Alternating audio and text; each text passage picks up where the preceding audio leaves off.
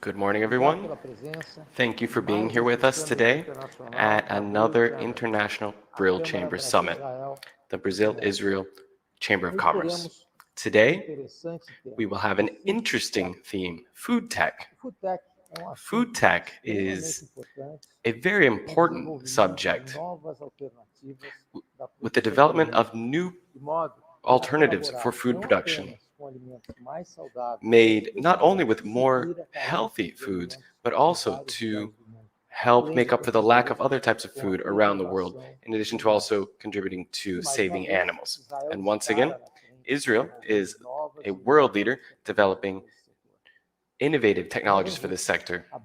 Because of this, the Brill Chamber, through its directors, found it very important to hold this annual summit on this theme, bringing you state-of-the-art companies in this sector and discussions with specialists related to the theme. I want to thank the Brill Chamber's directors, our administrative team, for putting this event together, who spared no expenses to make sure this happened. I would also like to thank our sponsors, particularly, for their constant support in conducting these initiatives. I hope you all have a good event, and we hope that the concepts you hear today make it clear how important this theme is in the world. Thank you, and please participate in the Brill Chamber, the channel for integrating businesses between Brazil and Israel. We will now talk about solutions to reduce sugar with Eran Baniel from Duma Talk. Bom dia! I'm so happy to be this morning with you and to share with you a little bit of what we do in Israel in the kitchen and some facts about food tech. So before we start, let me share with you a quick video telling who we are. Please. Yes, it's just another day on planet Earth. You know how it goes. Billions of people are waking up, eating breakfast, exercising, working, living,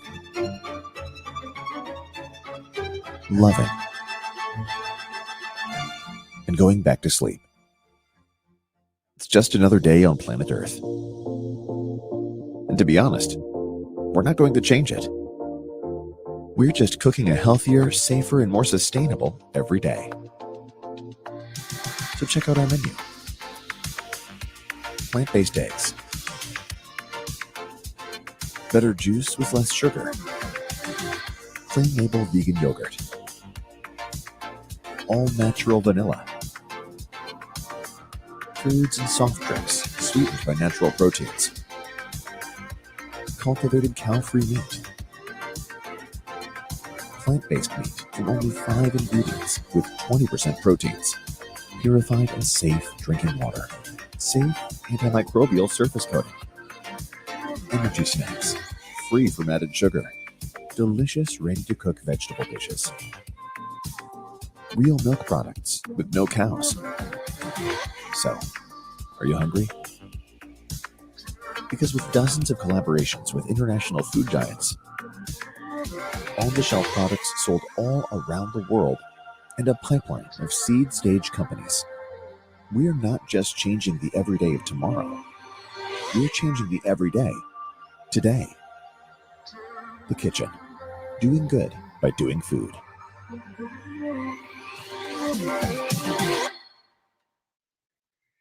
Okay, so welcome to the kitchen.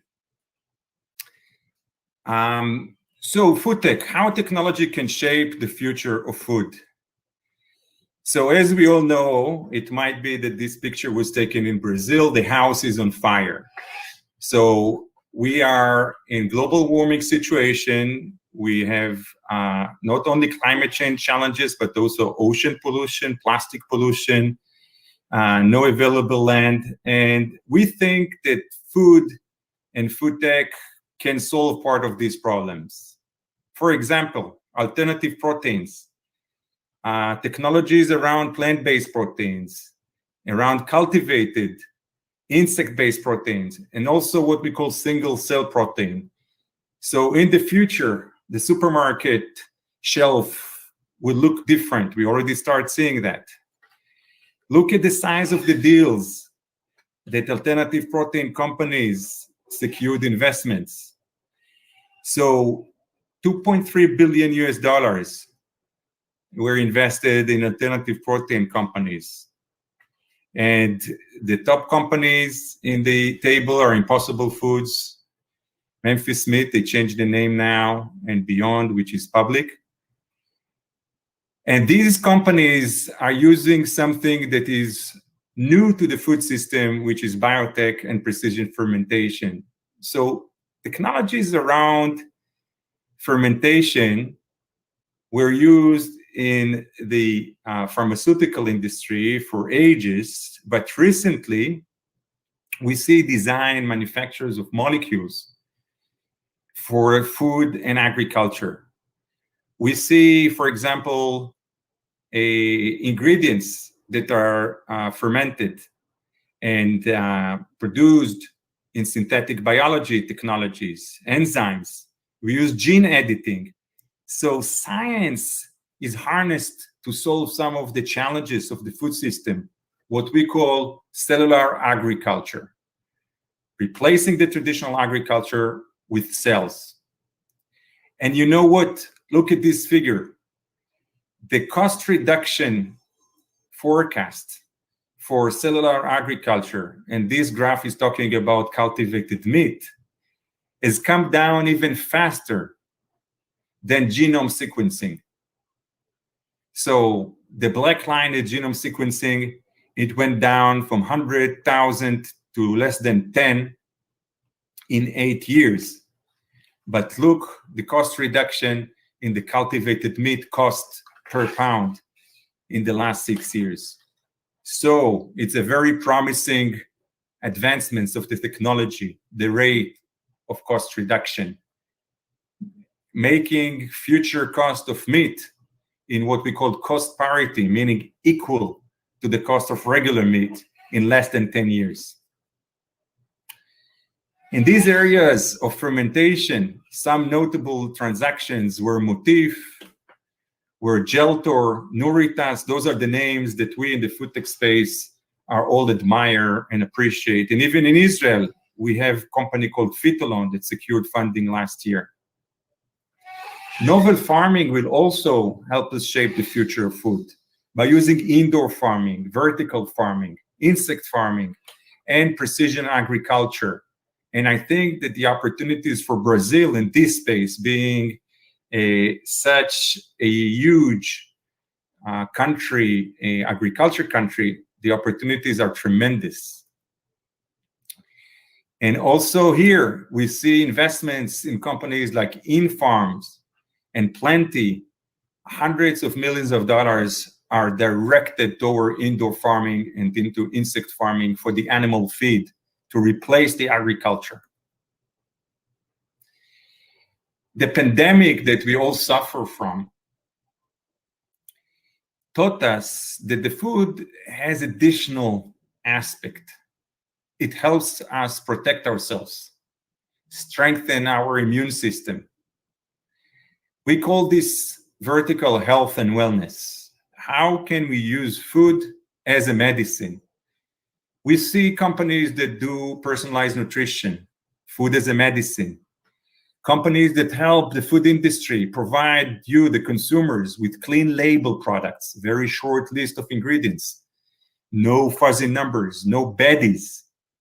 So much efforts around sugar reduction. And let's look about some companies doing that. So UCO, something that has to do with allergens, raised $40 million.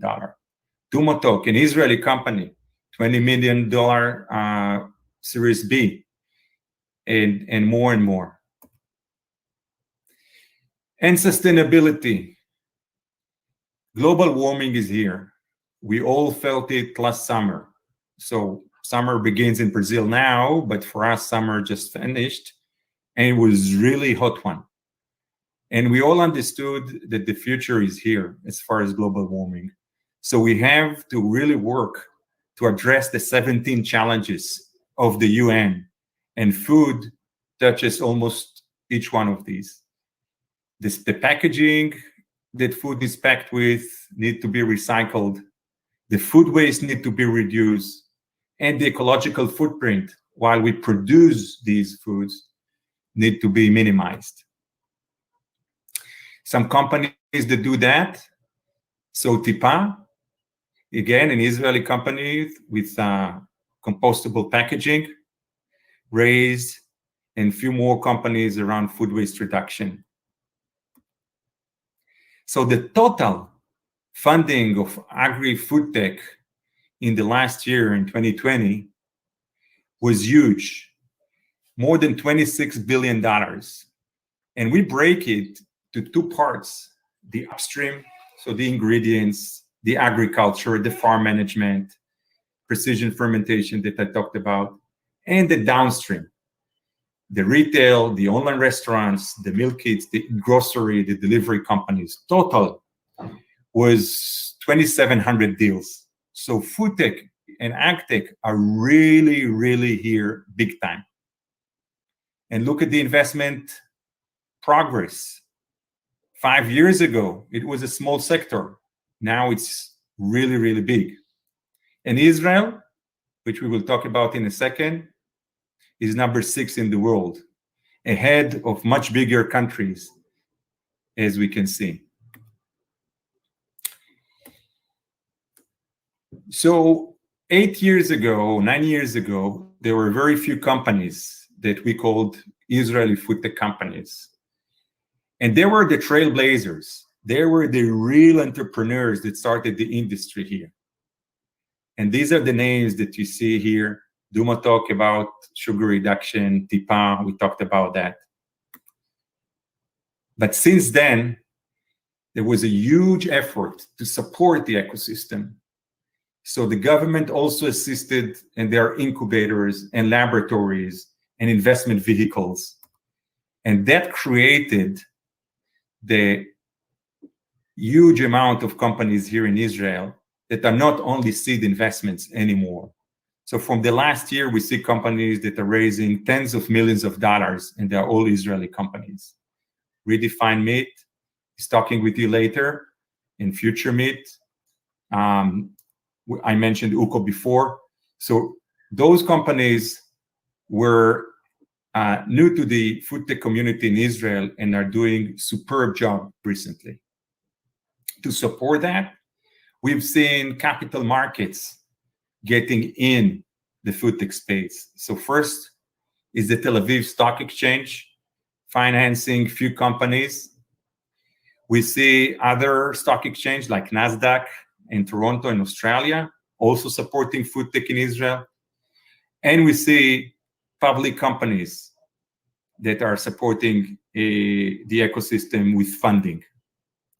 Here is a map of all the Israeli innovation, what we call from farm to fork.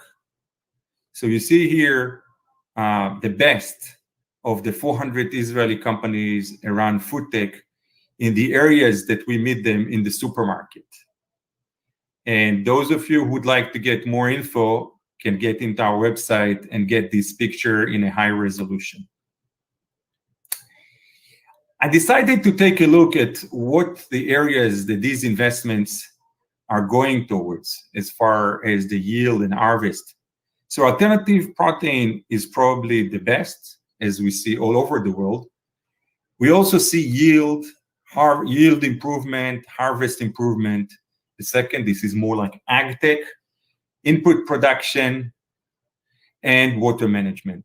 But what is unique about these companies is the innovative approach of the entrepreneurs, bringing disciplines from completely different space into the food and ag. And we will get to see it later. So what we are doing in the kitchen, Food Tech Hub, we are owned by the Strauss Group, which is the largest food company, second largest food company in Israel, We are operating in 22 countries, total revenues of 2.5 billion US dollars. And we are number 5 coffee company in the world. In Brazil, we are number 1. We are partners of the company Tres Corazones, together with the Lima family. And we are very proud about Strauss' presence, again, not under the name Strauss, Tres Corazones, but in Brazil. The kitchen perceives itself as companies builder. So not only we invest in companies, but we also nurture them and help them commercialize, go to market, and sell their products. How we do that? We have a model of venture creation. So sometimes, not all the companies, about half of our companies, we are the entrepreneurs building the company. So we license the IP, the intellectual property, we build a team, we make the first investments, and we launch the startup. All those technologies, all the IP is coming from the academia. And we build successful startups. Look at this multi-tier support. This is a model that we are very proud, and this is actually the company building capability that we have. So a startup gets to the kitchen. The company gets an office space and lab space. We have a shared space for all the companies. We make the investments, and we start a 2-year program. During this program, the kitchen team provides support to the startup in every aspect they need. The first one is building the team, human resource capabilities, go-to-market capabilities, business development, talk with investors and help funding, secure funding. But also on the technology side, how to strengthen the technology, how to write the IP, how to scale up the processes, etc. So we have team members that the kitchen team employ in order to support the startups. Remember, I told you that the kitchen is owned by the Strauss Group. Look at the red circle here. So 14,000 employees all around the world are supporting the kitchen portfolio companies. So think about a startup that needs an advice about regulation, or about a type of equipment that they want to buy, or about strategy formulation, or what is the best way to get to a supermarket in Brazil, let's say. So we have presence all over the world, and these employees of Strauss are helping the startup. This is the red space, a circle. And the last blue one is the global network of the kitchen, which help the companies of the kitchen to access capital, go to the market, and have business development. And how we do that? Look at the support that we have from our global partners. So some of them are the largest food companies in the world. You know, Mondelez and PepsiCo and Danone. Those are famous brands. But Givaudan is an ingredient company, Haier in Asia, and Mitsui in Japan. Those companies are like content partner. They're not equity partners, but are supporting companies. They're on the advisory board of the kitchen, and they constantly help our portfolio company. For example, later on in the agenda, a company called Better Juice, which is one of our portfolio companies, talking. So when we decided that we want to invest, we called our friends in PepsiCo and we told them, listen, there is this company that reduces sugar in orange juice. And you guys, PepsiCo, you have huge brand, which is called Tropicana. What do you think the company needs to provide or to achieve in order for you to work with the company? And they told us what is the target price and what is the regulatory aspect, etc. And they helped us in the investment in Better Juice. And you will hear more about it later. So what we are doing in a glance, we have 21 portfolio companies. Actually, good news, the number 21 company entered the kitchen earlier this week, so we were super excited about that. That was on Sunday. Israel works on Sunday. These 21 companies have more than 160 employees. Remember, 7 years ago, when we started the kitchen, there was nothing. Among these 160 employees, there are more than 40 PhDs, so very strong technology aspect. And the way that we measure the kitchen success is how much capital our portfolio companies were able to raise. So remember, I told you that there is a 2 years program, and at the end of the 2 year, the company is supposed to be self-sufficient and to be able to raise the follow-on capital. So our portfolio companies were able to raise till today $188 million of investments, Series A and Series B. And those investors that we help them approach are from all over the world. And even Brazil is here. So let's take a look at what we invest in and what portfolio companies we have in the kitchen. So alternative protein is probably the largest sector. We have companies like Flying Spark, insect protein, Zero Egg, plant-based egg. Aleph Farms, it was working with BRF, and recently Leonardo DiCaprio made an investment into this company. It's a cultivated meat company. Real Bite is a clean label plant-based meat. Yeast protein we are doing in a company called Yip. Imaginary produces milk with no cows. Remember, I talked about fermentation and synthetic biology, so they use these tools. And Myceli is using mushroom and mycelium to produce proteins. We are very concerned about food safety, and we made few investments into companies that do that. So Biofence is one, Inspecto is another one, and Prevera, that is coating surfaces and purifying water, is the third one. Healthy eating is an important aspect of our diet. We want to eat food which is clean label, short label. It is all natural, hopefully, and it is free from E-numbers and other fuzzy ingredients that we are not familiar with. We made few investments in that space, in Yofix. I see Yofix talking later. In Vanilla Vida, Anina, you will hear later more. And those are all portfolio companies of the kitchen, which we are very proud of. Sugar, bad stuff, but we all like it so much. So Amai protein is making a protein that is 3,000 times sweeter than sugar and allows us to replace sugar in all kinds of drinks and make it much healthier drinking protein instead of sugar. And I talked about beverages before. And the last vertical that we invested in has to do with robotics and manufacturing and Industry 4.0. How can we make the food that we eat cheaper, more accessible, and safer? So we invested in DLR, a robotic company. Our activities are in the heart of the Israeli food tech community.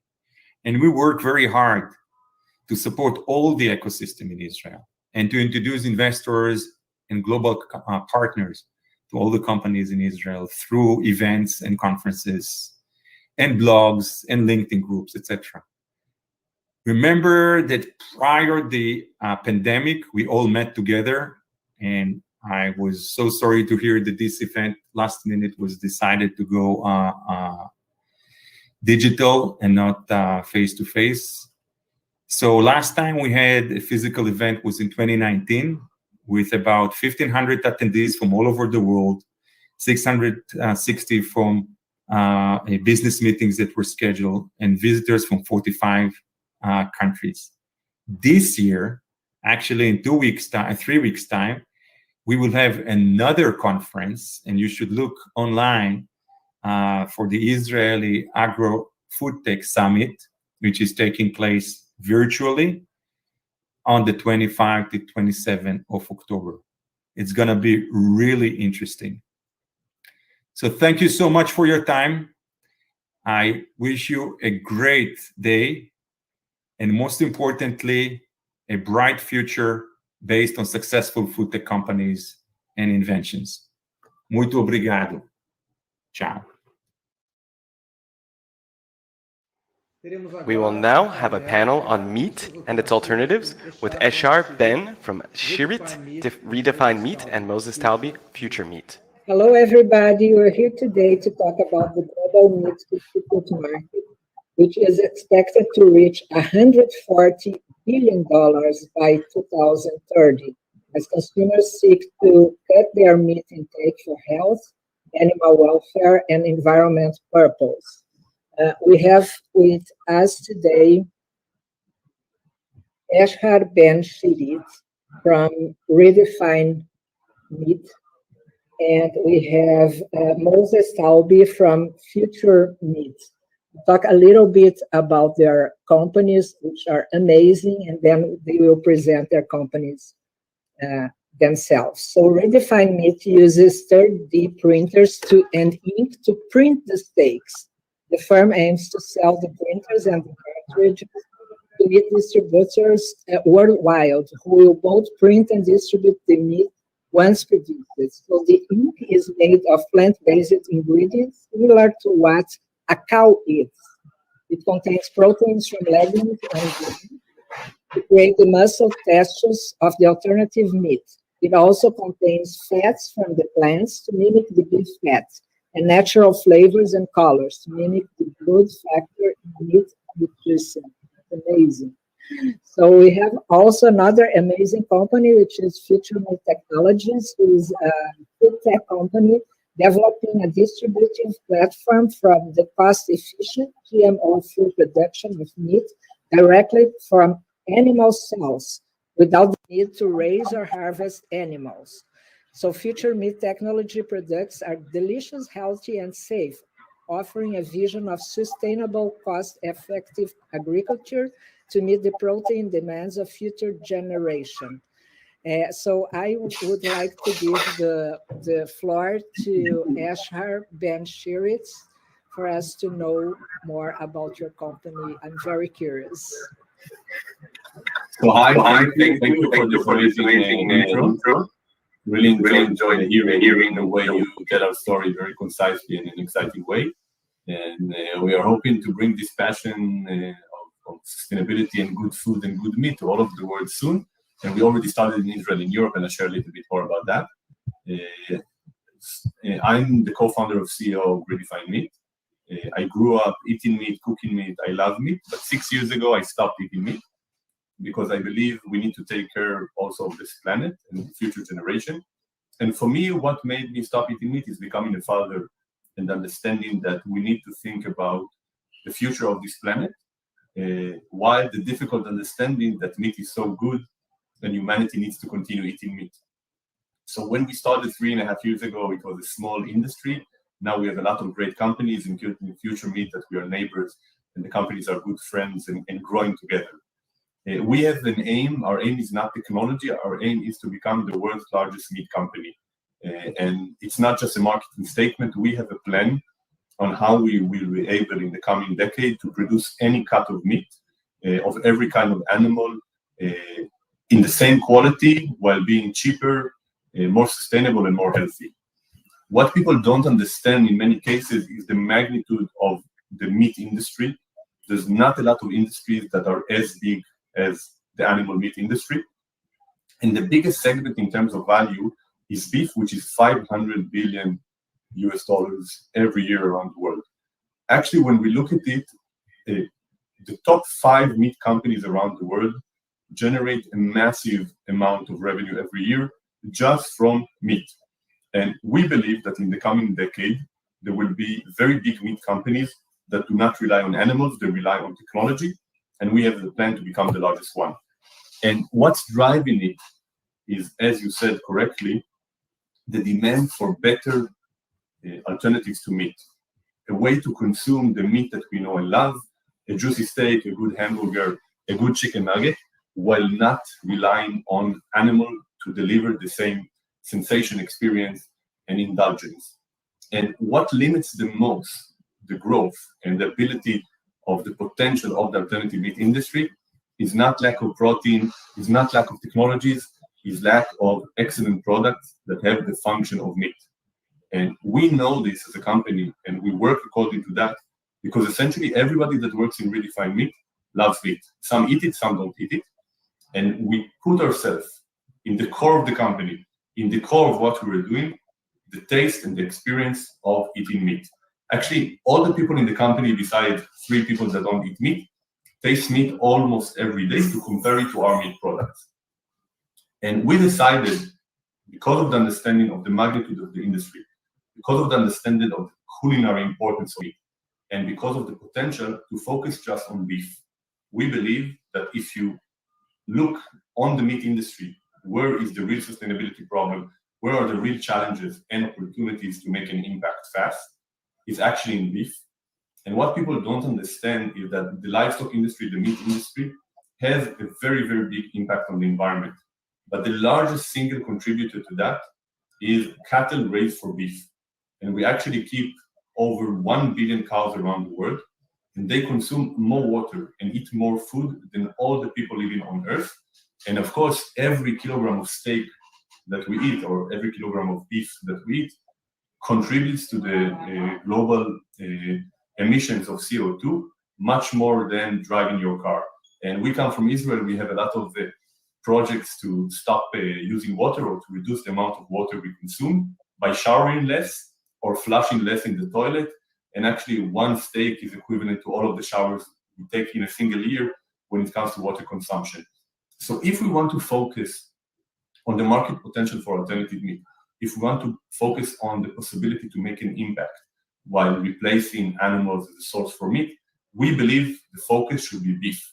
The problem is the most challenging, most demanding, most tasty food product we have in general, and recreating it not from animals is very, very difficult. Our vision is not just to have a single technology replacing a function in meat. It's actually to change the way meat is produced. Instead of starting from a cow through feeding, raising, slaughtering, processing, and all the way for the consumer, to make a 21st century high technology, very efficient, very lean, very green manufacturing process. We started in Israel. We have meat production already in Israel, and we're going to Europe this year and later to around the world. Redefined Meat uses its technology to develop a range of products. We want to replace every cut the animal can do, based on our ability to understand meat, to learn what are the functions of meat that are important across everything that the consumer cares about: texture, flavor, juiciness, mouthfeel, flavor delivery, nutritional composition, cooking behavior, and many, many others. We developed products and we launched them to the market 2 months ago to serve them to people, to build an operational infrastructure, but mostly to learn by tasting, to learn by working with chefs. The first range that is already launched in Israel receives amazing feedbacks, going like crazy. We have a lot of posts in Facebook, people saying, how can I know that this is not meat? How can I know if this is a vegan product? Because it tastes like meat and it has a texture like meat. And look at the juiciness, it behaves like meat. And we are now in all of the best restaurants in Israel. Most of the restaurants that carry redefined meat introduce alternative to meat for the first time. We don't see ourselves as a replacement for existing products. We see ourselves as creating new categories in the market. Just as an example, redefined burger, many of you know the plant-based burgers that are in the market. Our product is bigger, 160 grams. Our product is juicier. Our product resembles much more a premium meat burger. And the reason is the focus on beef, understanding of the structure of beef, and the technology to recreate the structure of beef. Very soon, within a month, we are launching to the market the first range of whole muscle cut meat products at scale, already used and approved and endorsed by some of the leading chefs in Israel and in Europe. We just did 2 tasting events in the past 3 weeks, where over 1,000 of people tasted a range of our steak, a range of slow cook whole muscle meat. And this is really exciting because this is a category that doesn't exist in the market. And until a year ago, people doubted that our technology will be able to deliver this to the market at scale in such a high quality. The reason that we are excited is because we are now delivering on our promise, and we are creating meat that is precisely the same exactly what you want from it, but entirely different in the way it's produced, the environmental aspect and the health aspect of it. Our core technology of recreating meat starts from understanding of meat and the ability to create a formulation that replaces each function of the animal's biological composition. We developed what we call muscle, fat, and blood. We use plant-based ingredients, we use natural, sustainable ingredients that are approved for consumption and are used by people all over the world. And instead of making a product, we make building blocks. Plant-based muscle, which is protein, plant-based fat, which is the fat, natural flavors and color, which is the blood. Then, instead of mixing everything together, we use our unique technology. Some people call it 3D printing, we call it additive manufacturing, to recreate the structure, the composition of meat. This allows, of course, for texture, a texture that does not exist in any product that you know besides meat, but for many other things, like creating a better flavor delivery system, to have a more natural, more convincing meat flavor while you chew, to have the juiciness, the ability to create a meat product that you can chew for more than 20 times each bite while having flavors and juiciness released in every bite. This is very exciting because that was the original idea. Now we have 7 machines, 7 large-scale 3D printers for meat operating in Rehovot, approved as a food manufacturing facility, and of course covered by more than 8 patents. We are very excited about the technology, about the patents, about these achievements, but nothing comes close to the ability to meet a chef and to meet a consumer and give them a bite of something that they never imagined is possible, something that behaves like meat, delivers on the promise of recreating meat without using animals, and it's real. It's not in the lab, it's in the market, it's in the restaurants, it's an event. We are also in weddings, in hotels now, even soon in hospitals. Still a small part of the market, but the reception of quality that we had in the past 2 months is very, very exciting. And as mentioned in the beginning, we see a lot of vegans and vegetarians that are excited about our products because they improve on the experience that they want. But more interesting are people that never tried plant-based meat or tried plant-based meat that were disappointed because they eat meat all the time, because they're flexitarians that are finally accepting the quality of plant-based meat, accepting the versatility, accepting the ability to have this bite that is truly meaty. And that's, of course, our market and the market potential. We aim to focus now on our meat. We are scaling up manufacturing. We're scaling up distribution, starting from Europe, but soon globally. We are producing very large volumes now, using our technology, using our ingredients, but we're still a small company. In the next 3 years, we are planning to grow, working on a factory now in the Netherlands, very soon in the USA and in Asia. And we believe that the quest now of plant-based meat should be scaled and should be worldwide distribution. And we have very good signs. The texture and flavor are quite there. Of course, we need to improve. Of course, we get so much feedback now on what we can even do better. But if we want to have the impact, if we want to change the world, the way the world looks like, we need to also look at scale. And scale also comes with an understanding that each meat product around the world is different. We cannot develop a single product, a single steak, and expect it to be the same for France, USA, and Taiwan. This is why it's important for our technology to also be digital and also to create an environmental impact. And I told you that I have kids. I told you that being a father made me rethink of what is my part in this world and how what I eat influences that. We also have a role now of bringing these capabilities, bringing this experience to the world, and we don't have enough time. So our focus now as a company is for the next 5 years of scaling global expansion and delivering an impact of good meat that is affordable, healthy, and good for the environment. And I talked a lot, but at the end of the day, I can only invite you to find a way to taste really fine meat. Now in Israel, so if you have a chance to be in Israel, of course, and very soon London, Amsterdam, and Berlin. And the way to see if this revolution is possible, the way to see if this industry can deliver the impact and the potential that it can deliver is not by listening to a presentation. When you bite a bite from the future, and you can feel in your senses, in all of this experience of eating meat, that it's possible to create excellent meat without using an animal, then you will be convinced, and we feel that we are there already, and it will only get better in the coming years. So thank you very much, and I'll be happy to answer any questions that you might have. Thank you so much. Very interesting. So now I will let Moses please present himself and his presentation, to introduce himself. Thank you so much. So hello everyone, my name is Moses Talbi, and I'm the Executive Vice President of Finance and Business Development. I joined Future Meat almost 2 years ago, and I'm here to tell you about another way to produce meat. Yeah, so I will, sorry, it's not flipping. Here we go.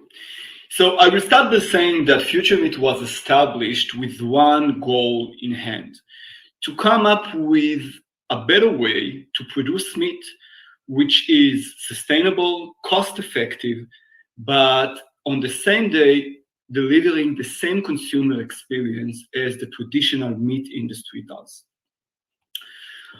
We like to call ourselves the fastest moving company in the cultured meat space, simply because of the fact that earlier this year, at the beginning of 21, we announced that we broke the $10 cost barrier for a burger. And only 4 months after that, we announced that we broke our own record and can now produce a burger for less than $5. So just to give you a sense of those numbers, when the first cultured meat burger was introduced to the world, it was by Mark Post a decade ago. The cost of production of a single burger was $300,000. Today, Future Meat can do the same, can produce the same burger for $3.5. And this is an amazing news, and it's what convinced our investors to invest until today $43 million in Future Meat. Another big news for us from the last year is that on February 21, we signed a joint development agreement with the world's probably biggest food company, Nestle. So why did we choose this mission? As Eshkar said, and I'm not going to repeat, the market, the market data that you just heard, but basically the animal protein industry has reached its capacity, okay? And it's going to get worse. Analysts predict that by 2050, the demand for animal protein will grow by 50%.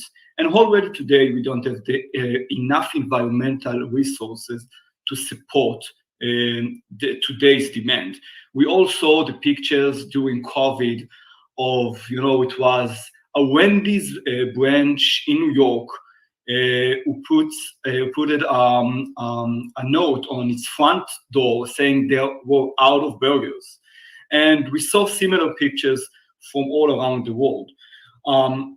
So it's not only about, of course, it's about, animal welfare and eco-impact, but it's also about the fact that humanity hasn't changed the way we are producing meat for the last 100 years.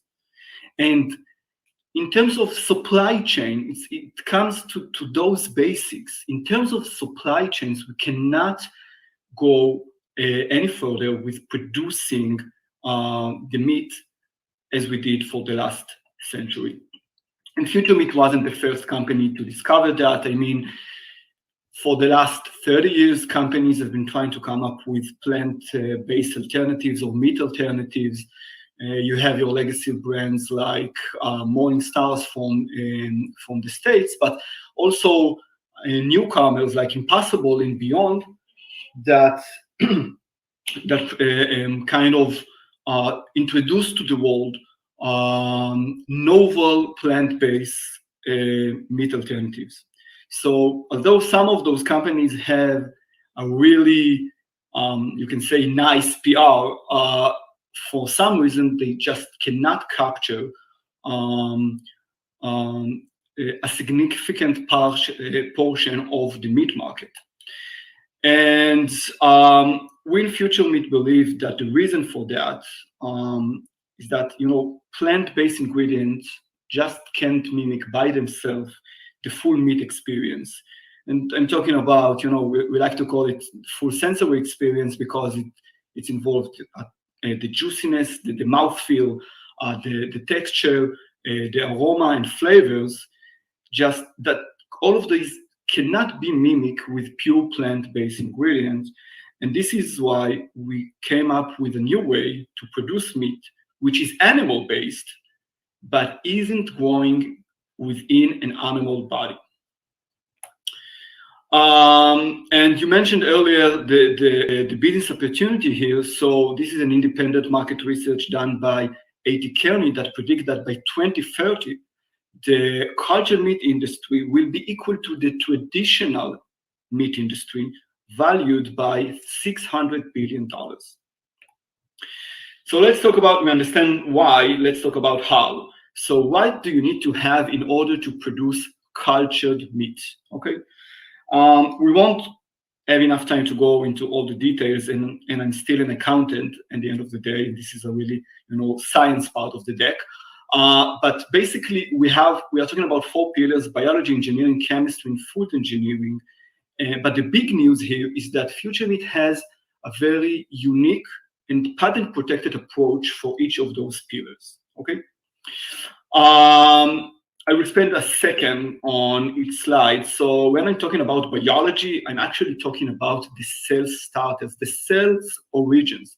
So most companies in this industry are using stem cells to grow their cultured meat. Here in Future Meat, we are using a different type of meat, of cells. We are using fibroblasts who can differentiate themselves at the end of the day to muscle and to fat. The part of the meat that most of us consume. The fact that we chose to go with fibroblasts allows us to immortalize our cell line, a very important step when it comes to cultured meat production, without the use of genetic modifications. So our products will be non-GMO. It's very important. Well, it's actually less important if you want to launch a product in the US, but it's very important if you want to launch a product in China, in Japan, and in Europe. The second pillar is chemistry, and when I'm saying chemistry, I'm actually talking about the feed. So if a cow is fed with grass, okay, for example, our cells are being fed with medium, okay? This is the professional term. And while other cultured meat companies are using pharma grade or pharma standard medium, here in Future Meat, we developed our own secret recipe for media, which actually doesn't include any animal ingredients. And we managed to reduce the cost of the media by 95%. And the reason that I'm emphasizing this is because just as in animal farming, the cost of the feed is the most expensive part, of the most significant part of the COGS. Same thing goes to cultured meat. The media is the most significant part of the COGS, or the cost of production of cultured meat, and we managed to reduce that by 95%. And the third pillar is engineering. So we have our cells that being grown within this medium, this feed, and the environment which contain all of these, liquid and cells is called bioreactor.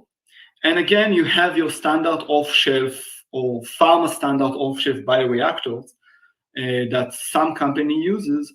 In Future Meat, we developed our own bioreactor that contain a rejuvenation system. So if a bioreactor is actually act like an artificial womb, okay, our rejuvenation system acts like an artificial liver that provides an optimized environment for our cells to reproduce.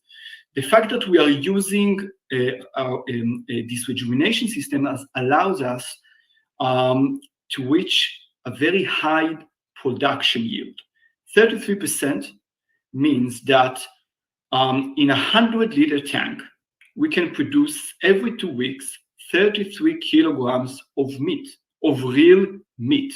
And if the cells are coming from a cow, you will have 33 kilograms of beef meat coming out of 100-liter stainless steel tank. I will give you another example. In your average size family refrigerator, being approximately 600-liter tank, we can produce every month the amount of meat equals to an entire cow. In traditional animal farming, it will take approximately 2.5 years. We can do that in 1 month without killing anyone and without polluting the environment. And the good news is that all of this amazing science is not only happening in lab scale. We announced on Bloomberg 2 months ago that we are the first cultured meat company in the world that developed industrial scale production unit for cultured meat. And you can see the pictures on the right. So our technology is not only about sustainability and supply chain and cost effectiveness, it's also about your health. The fact that we can produce meat, real meat, and controlling the production process end to end, all the way from the cellular level to a cooked burger, for example, allows us to introduce also health attributes into our product. So, for example, a future meat burger will have 70% less saturated fat and 80% less cholesterol comparing to the competition, a traditional beef burger or a plant-based burger. And we are working today on 4 different meat types. We can produce chicken, lamb, beef, and pork. And with those different meat types, we can produce anything from ground products all the way to whole cuts, like these very nice pork chops you can see on the right. And talking about commercial timelines, so we are gearing up to launch our first product and hopefully the first cultured meat product in the world in the US by the end of next year.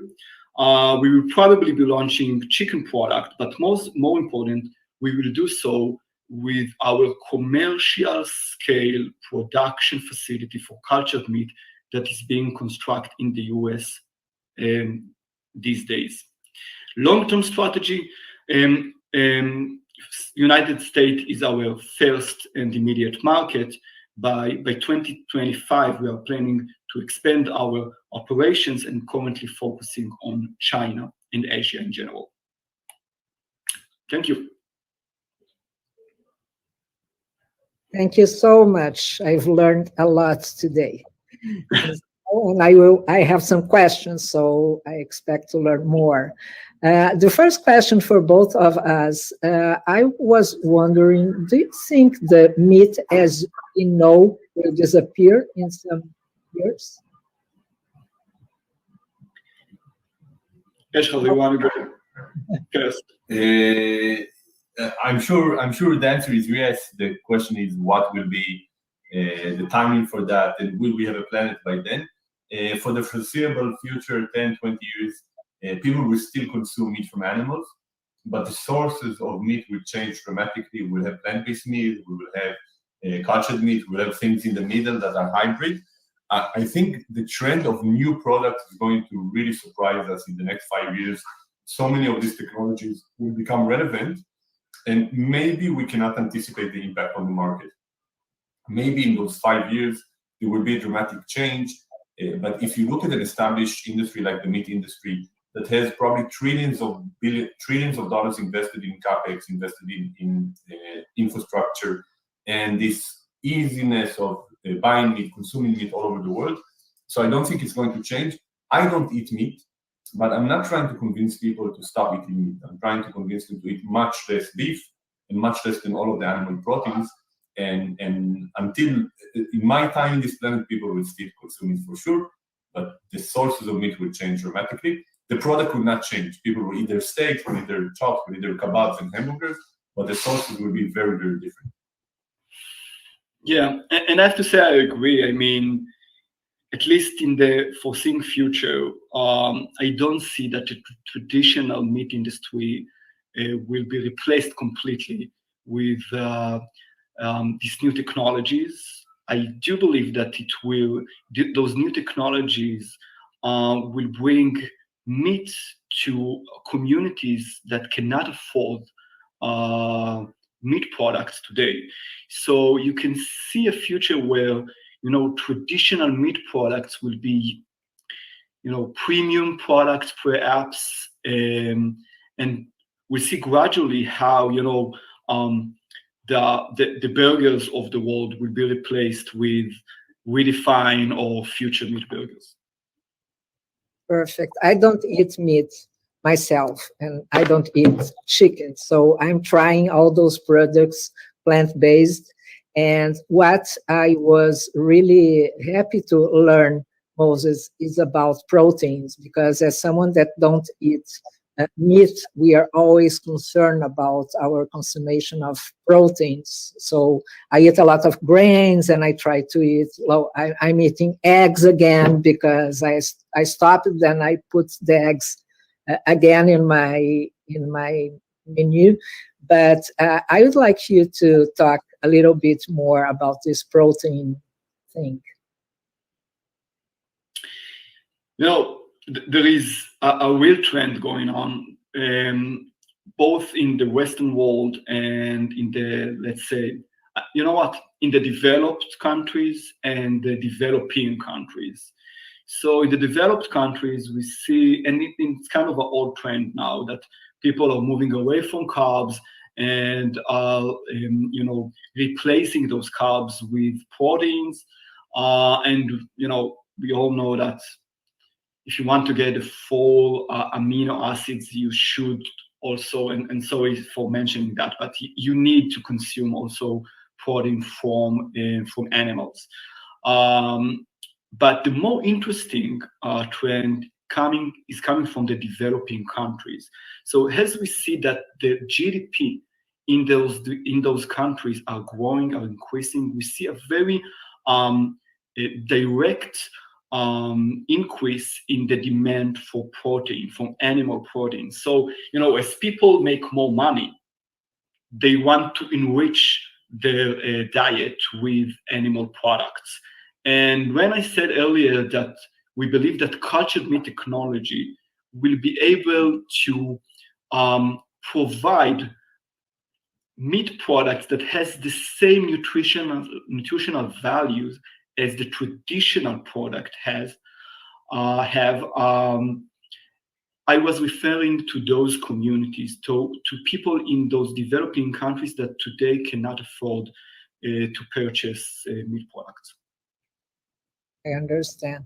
So, Ashar, you don't eat meat, and how it was to taste your product the first time? You remembered how meat it was? Because for me, it's always amazing when I eat a hamburger or a chicken nugget. Another day, I decided to order some pork, plant-based pork, and then my son said, "Are you eating pork, Mom?" Because, you know, I'm Jewish, I don't eat pork. I said, "Plants, it's not pork." He said, "No, you're not eating pork." So I don't know how, which is the taste of a pork, so I cannot relate. But how it was for you, Ashar? Now I eat meat every day. In most days, a few times a day. It's our meat, not animal meat. We call it new meat versus the old meat that comes from an animal. In the first days, it was really exciting. When we first tasted the blood, we have this blood. When I first tasted it, I couldn't sleep the whole night because it was a sensation that you're not used to it. When we have a product that is new, it's really exciting, a new texture, a new flavor. a new version of a steak is unbelievable. But in terms of my contribution to R&D, people here say I don't know the taste of meat, so I'm not a good benchmark. And we do a lot of tasting panels, and everybody gets feedback. They don't look at my feedback, because if you don't eat meat, it's very hard for you to really understand what is the flavor and texture. And one of the challenges of this industry is that most products were developed for vegans and vegetarians. And we actually want to develop a product for people that like meat and enjoy meat every day. But it's still exciting. I can share with you that on last Thursday, we did a small event in a very well-known restaurant in Israel, where we served all the people in the restaurant our meat without telling them it's not meat. So it was very, very exciting. And for me, because I know the product, it's fun, but to see the excitement of people, to see this first reaction of somebody that loves meat and is excited about meat and tastes new meat and is amazed by it, this is really, really, really nice.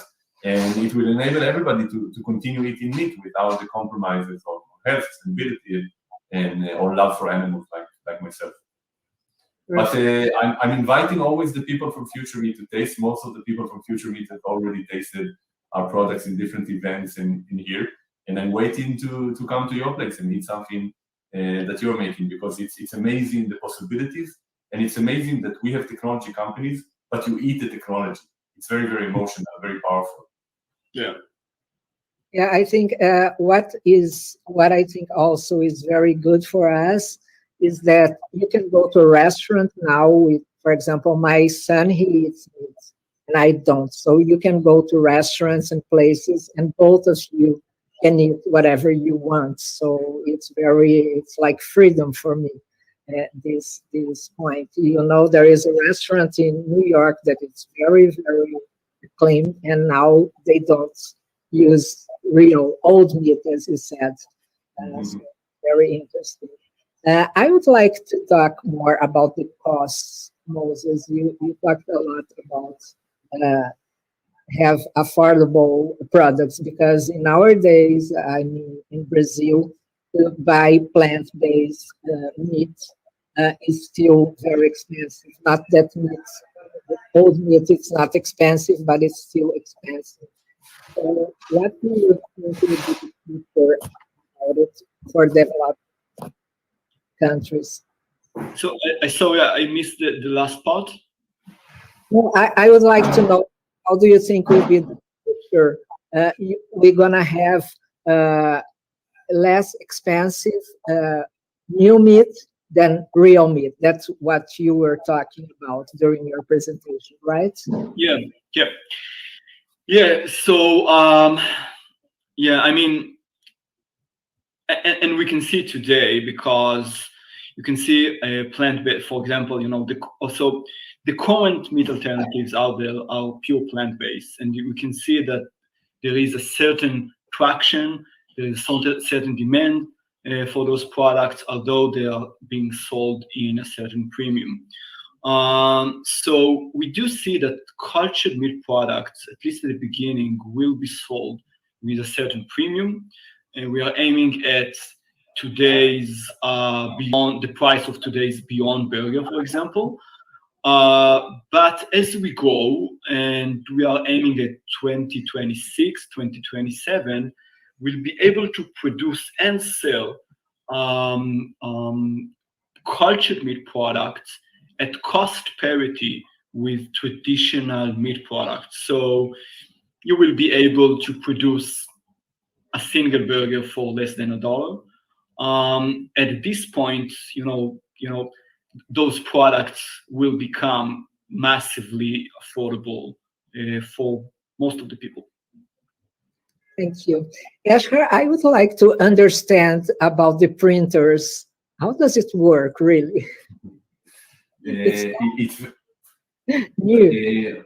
People think that printers are like magic, or 3D printers, they're something from Star Trek. Actually, 3D printing has been around for over 40 years in the plastic mostly. And there are different printers, different technology. You can print today metal, plastic, ceramics, teeth, human organs, everything. But basically what you have is a robot connected to a software that gives very accurate orders. And you can place a dot. It can be of plastic, of metal, or in our case, muscle, fat, and blood, wherever you want in the matrix, in the space, and dot by dot build your food products. Most products around the world, even in food, are produced by the mass, big mass, and then you take small product out of it, which is good for mass production. It's good to be very efficient, but it doesn't allow you to be very accurate and recreate complex structures. It also doesn't allow you to change very fast. So in 3D printing, by the ability to control and by the fact it's digital, you can make very complicated structure, like we create the structure of a cow muscle, and also to change very, very fast. The advantages, the biggest advantages of 3D printing, that you don't have a product. You can make different products, different steaks. Imagine sirloin, tenderloin, ribeye, different levels of juiciness, flavor, protein level, fat level, using the same process. And that's what's really exciting. Our 3D printer is the only printer in the world that was developed for the food industry, that was developed specifically for meat production. Because normal 3D printers are in a lab, our printer is in a food factory. Most printers use things like plastic, we use proteins. So it's not only that we needed to develop the core technology to create what we call meat matrix, but also to make it scalable and food safe and approved by the different food safety authorities, or things like automatic cleaning, very important. Normal 3D printers do not clean themselves. But you know, we have a saying, a cow is a 3D printer for meat. What the cow does is a biological form of 3D printing. We use a very, very similar process to what the cow does in creating the structure of a muscle and using the printer. It's amazing. I would like to know how was the university and all the environment in Israel important for both of us to develop those companies, because we know that Israel is like heaven for startups and technology. And I would like you to explain to us how it works, please.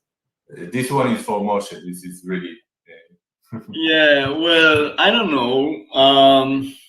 It could be the Jewish gene, you know, the Jewish mind. Yeah, I mean, Israel is a startup nation, and it's not, you know, although our high-tech or software industry are, you know, the most famous startup sector in the world, we are not only dealing with, as a nation, we are not dealing only with software. We have a very robust and impressive biotech industry, and, you know, also food tech industry. You know, I can't really explain the reason, but yeah, I mean, the Israeli universities are a very impressive hub for, I would say, disruptive technologies. It is what it is. And from our side, when we started, many people didn't know the space, didn't know the technology. They say it sounds crazy. When we went to the universities, especially the Technion and Tel Chai, we found professors that told us what you're doing is very, very challenging. Maybe it will never work, but if it will work, it will have a huge impact. And that's what's nice about the creativity and the freedom to think about bold ideas that we have embedded in the Israeli culture and in the Israeli academia. Thank you. You talked about challenges. What are the biggest challenges for both of us in this moment with your companies?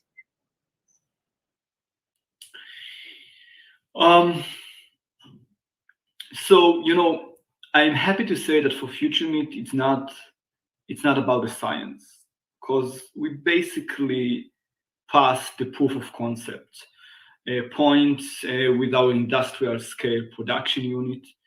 Now it's more about, you know, consumer education. It's about consumers' education. It's about regulation.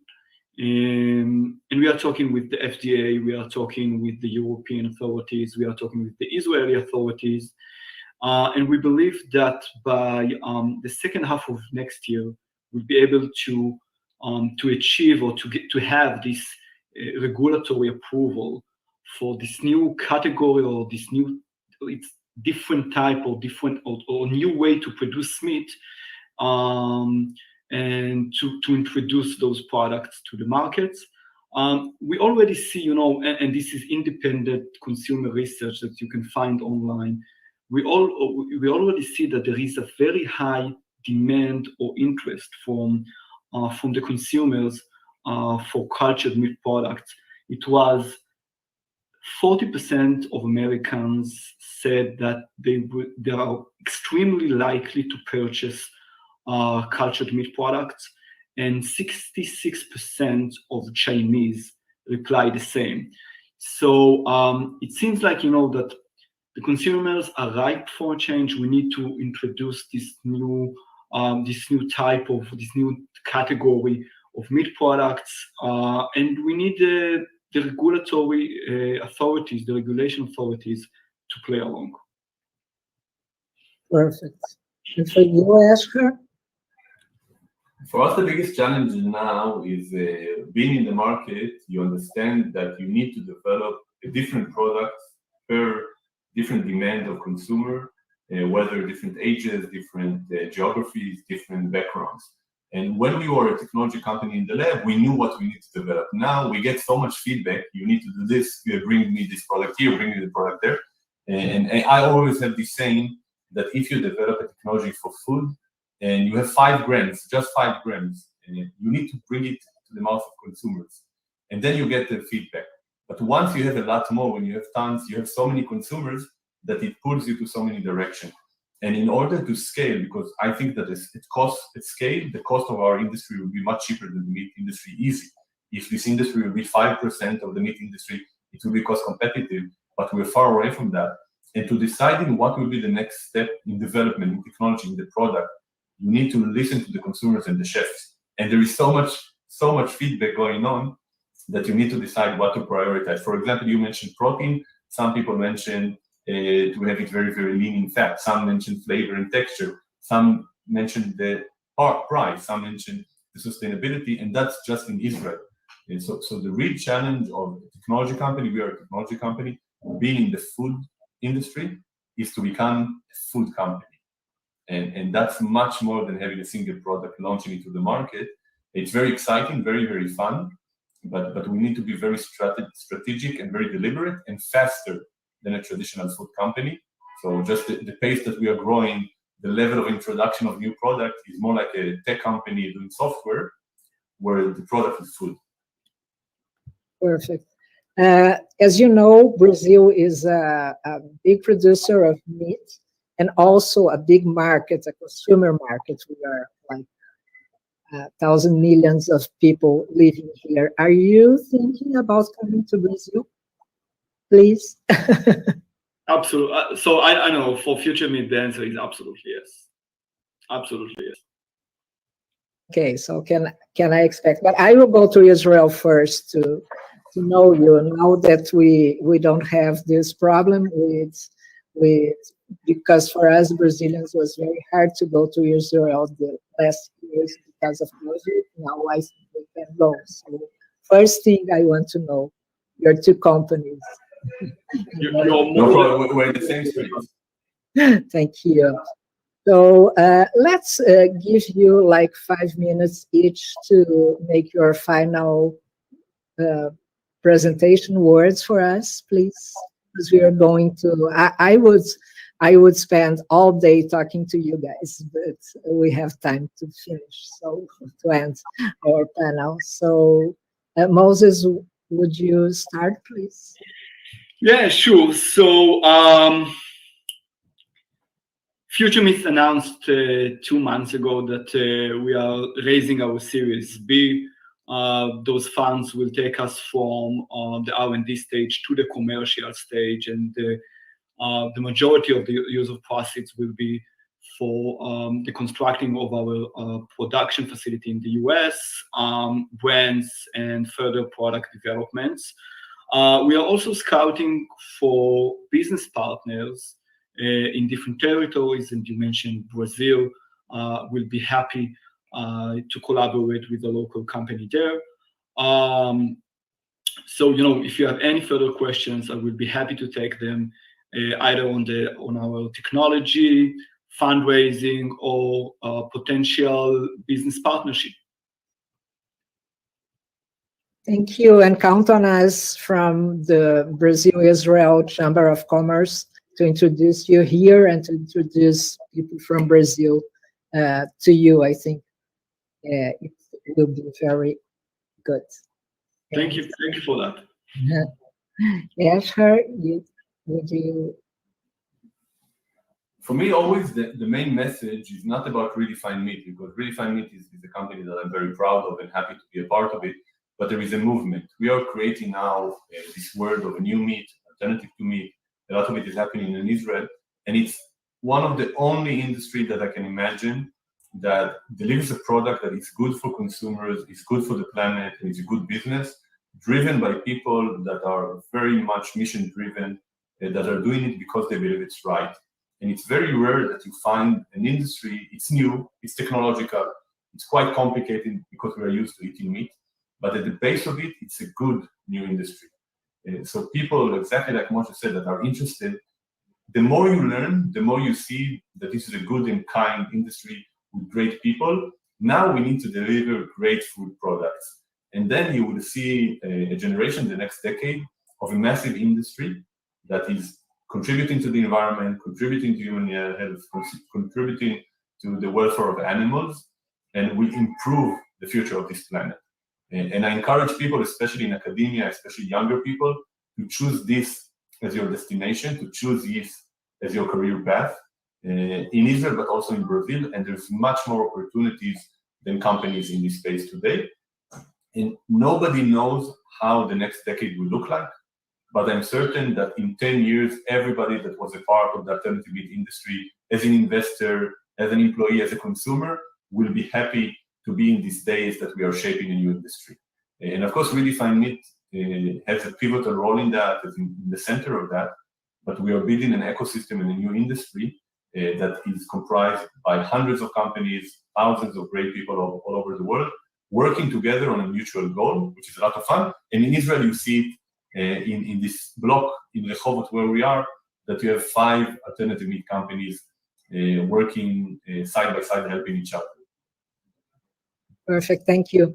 I was wondering when you were talking, and I talk about pork, how there is a bonus, how revolutionary is for the kashrut laws, no? Because we learned that we cannot mix milk and meat. So now that we have plant-based, so it's a new world for a lot of people, no?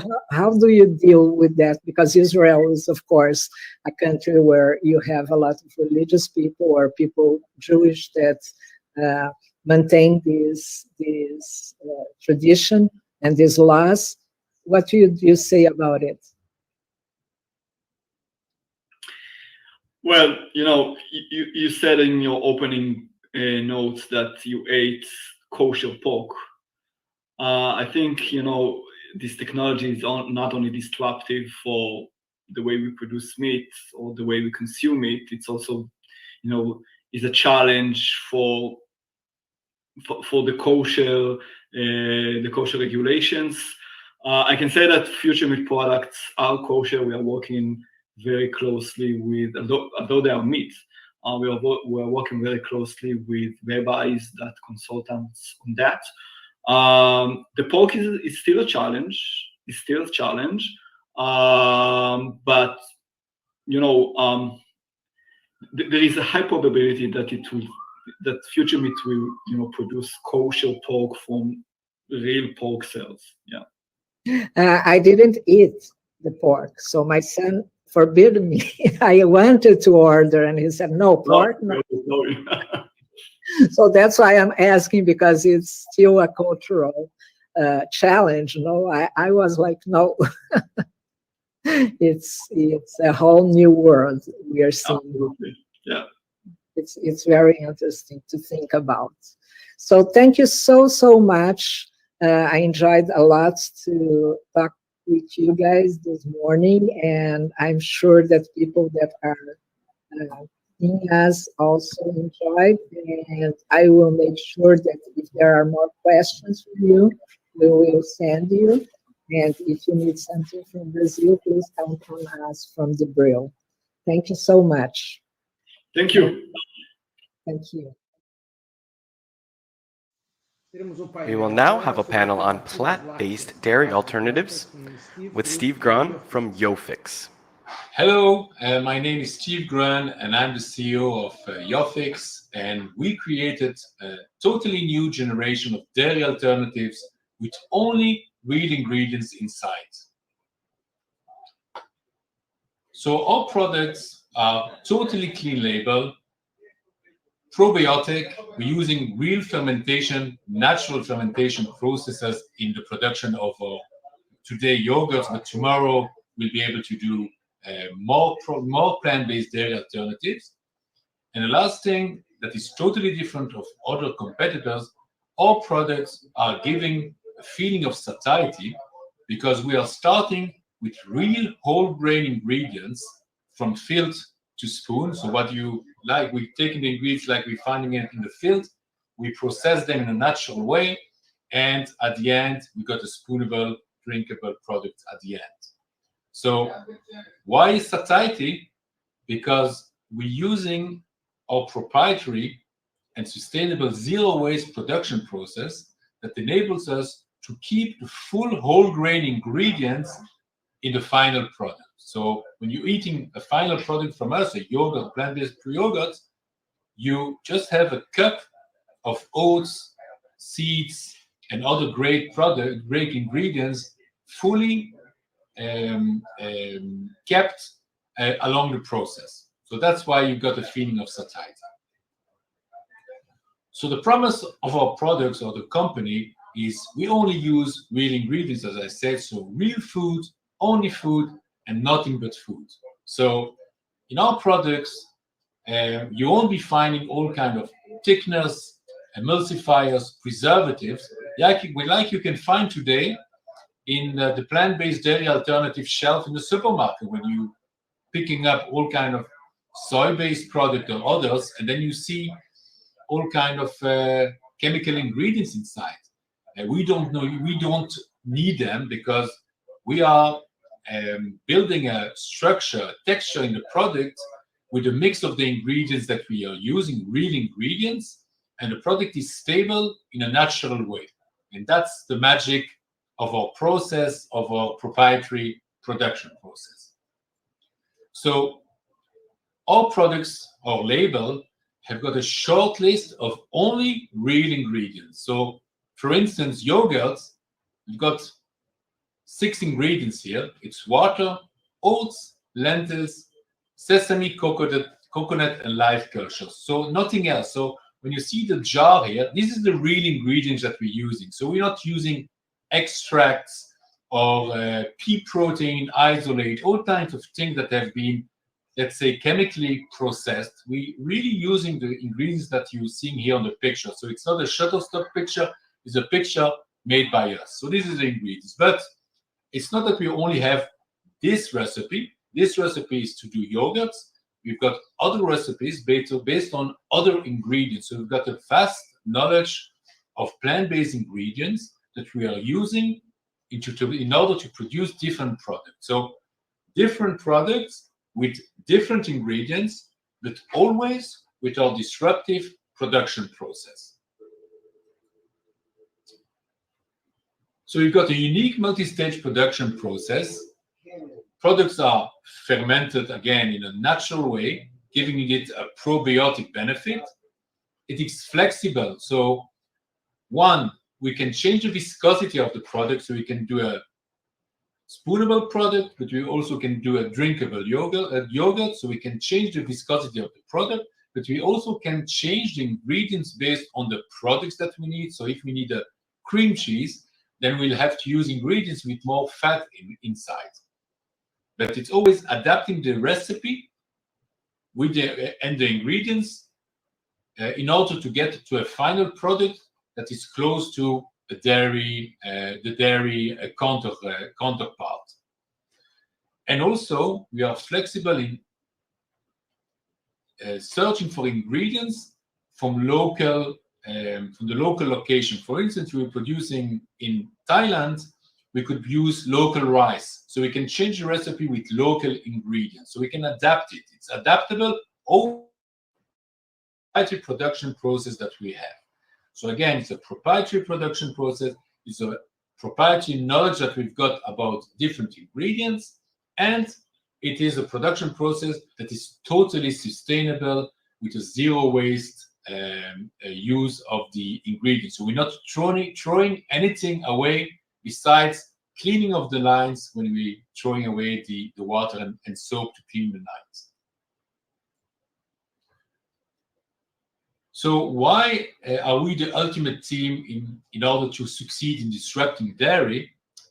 Because of the optimal different skills of our team members. Ronen Lavie is the founder of the company today, the CTO of the company, and only because he's not a food engineer by education, but he's an agricultural mechanical engineer, he was able to totally disrupt the production process by thinking out of the box. And why thinking out of the box? Because he was never in the box. When you going to a new industry into university and learning about food engineering, then you go into one of the yogurt companies, you've got a tunnel view.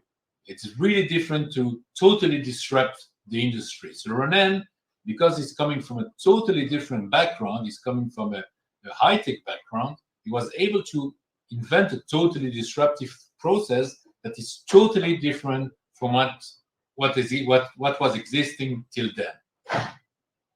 So together, the team has got decades of dairy industry experience that we are now using in order to promote the plant-based dairy revolution. Myself, I'm coming from Belgium originally and got more than 20 years experience in sales marketing, always in the food industry, and I joined the company 3 years ago as its CEO. So we've got today prominent investors from all different countries. We started with the incubator of Strauss. Strauss is one of the leading food companies in Israel, and the partner of PepsiCo and Danone. The Kitchen is their incubator, and today one of the leading food and beverages incubator in the world. But not only Strauss invested, also leading dairy giants from all over the world. So we've got the German Müller company, one of the leading yogurt companies in the world, and one of the leading cheese companies in the world, the Group Bell.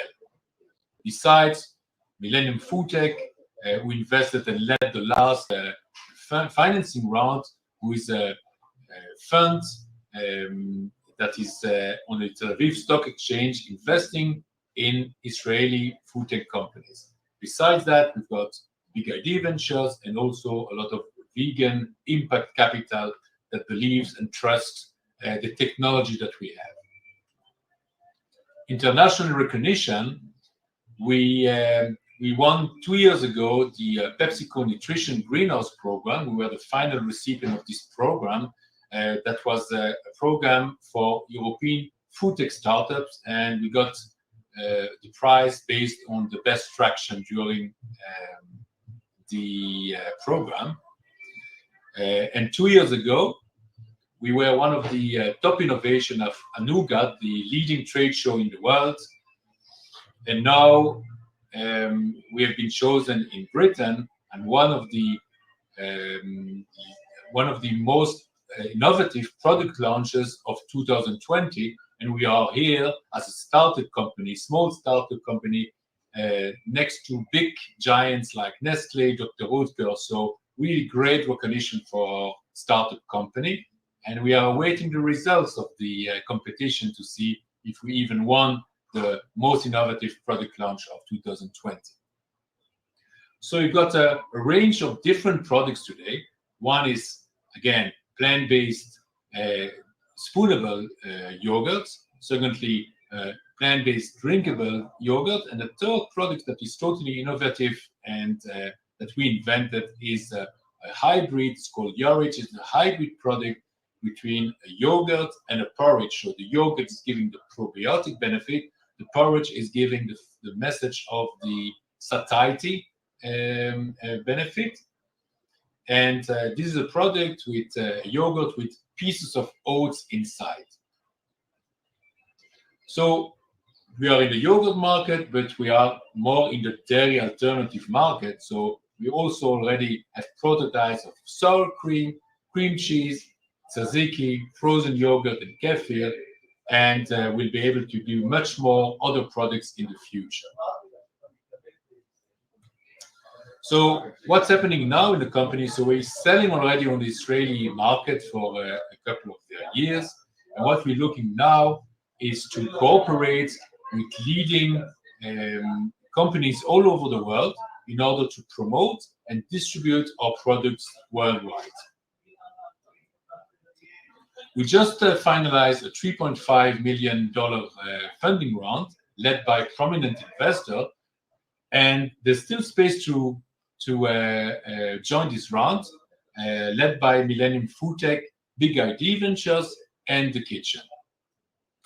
So I'm inviting you to join our dairy alternative revolution.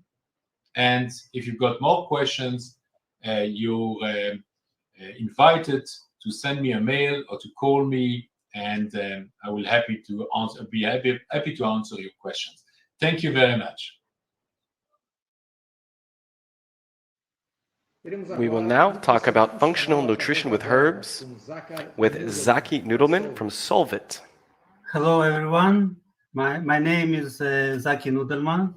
I'm a co-founder of Solvit Functional Nutrition Solutions.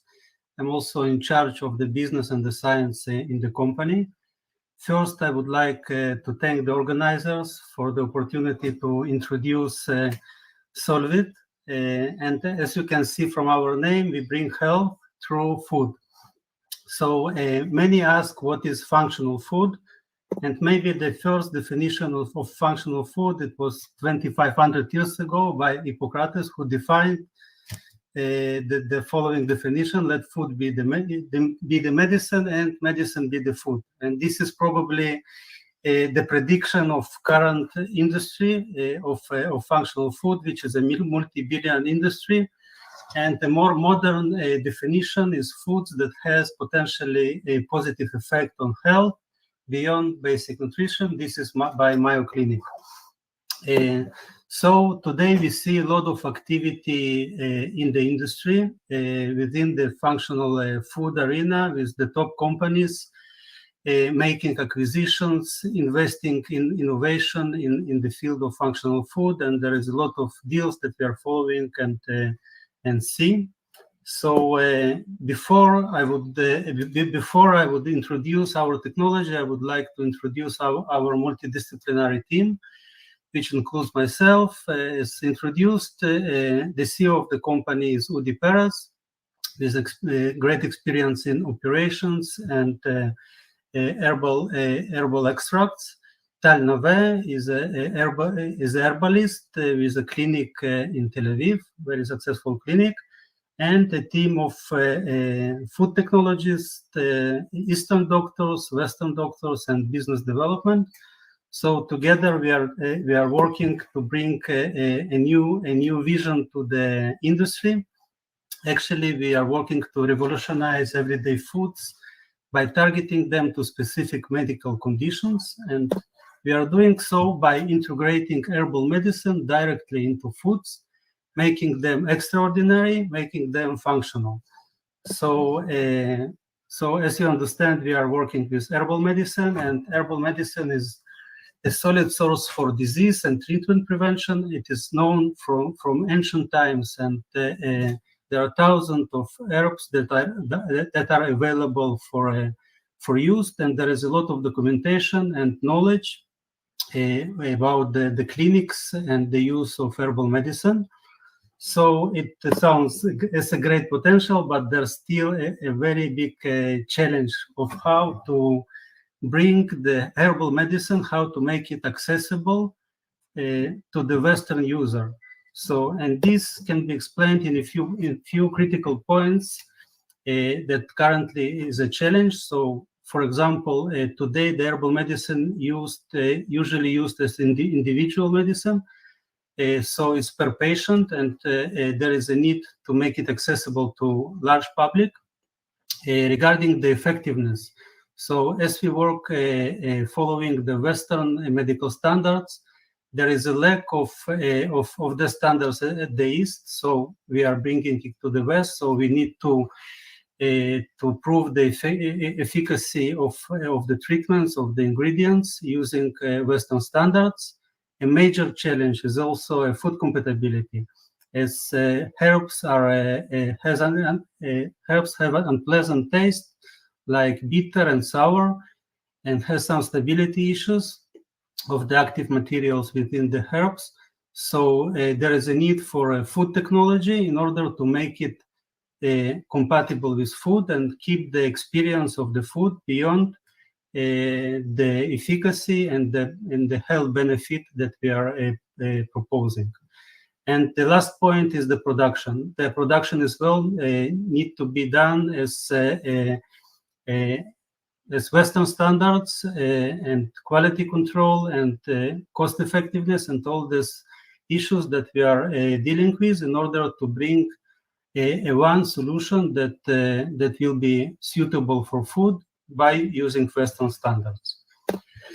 So the solution is to develop herbal composition for food applications, and we do so by combining our knowledge, what we call a knowledge hub, which includes the science, means the pharmacological models that we evaluate different herbal compositions for their efficacy in cells, for example, quality standards, and the clinical validation, as we want to bring a solution that is high quality, efficacious, and validated in a clinical way by the Western standards. So if we dive more into the platform that we are developing, and it is a platform which is a potential for multiple products and multiple compositions.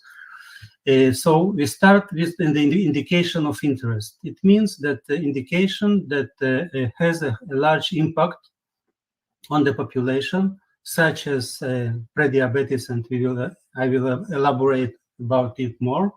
So we select herbal set. We combine different composition of herbs, and we evaluate them in vitro, in pharmacological models, in order to find the minimal optimal composition, which means the composition that works the best way, the most efficacious, and has a minimal number of single herbs. So this is a minimal optimal composition. Then we apply extraction procedures, our proprietary extraction process, in order to make the process high quality. And we also check the fingerprints, what we call fingerprints in the herbs, which are specific molecules that are responsible for the activity.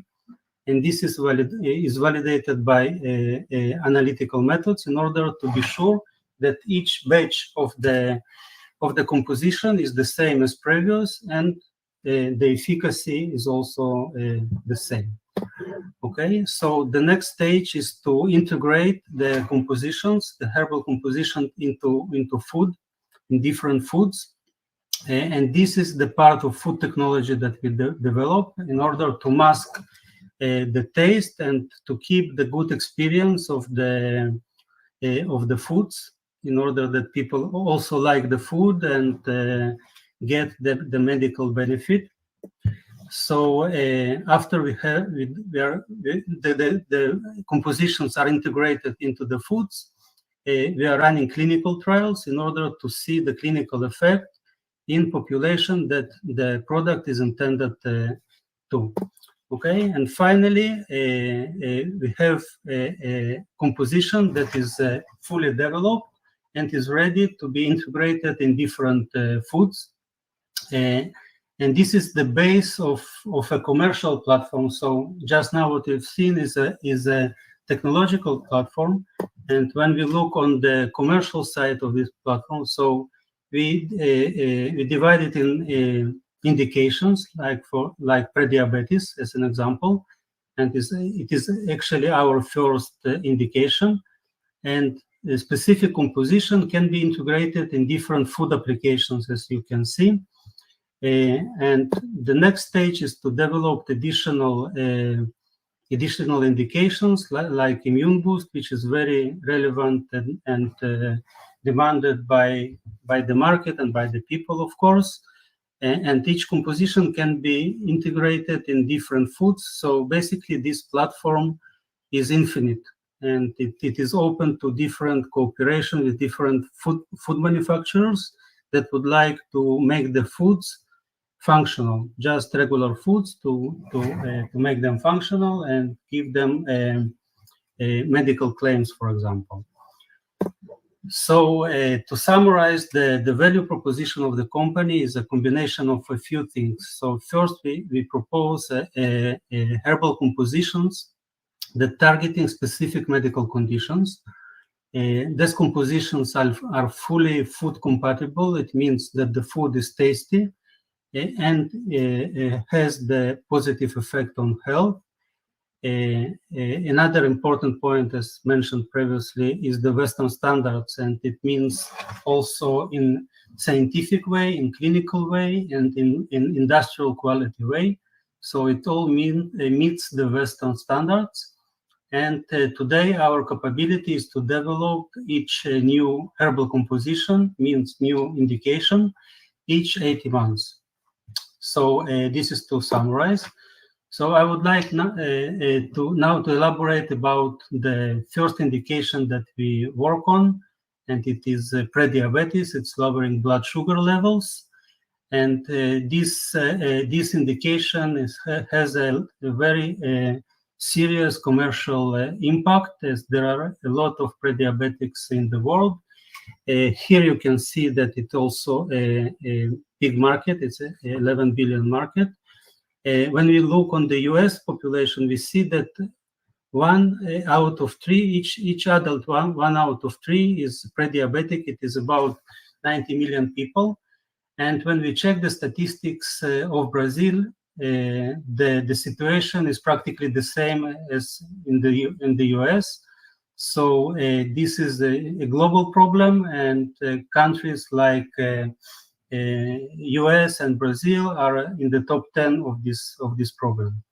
So what we actually done during the past year, we got a grant from the Israel Innovation Authority to develop the first indication for lowering the blood sugar levels, and we composed a new composition, a new formula of herbs. We validated it in pharmacological models and have shown that it works as an anti-diabetic mechanism.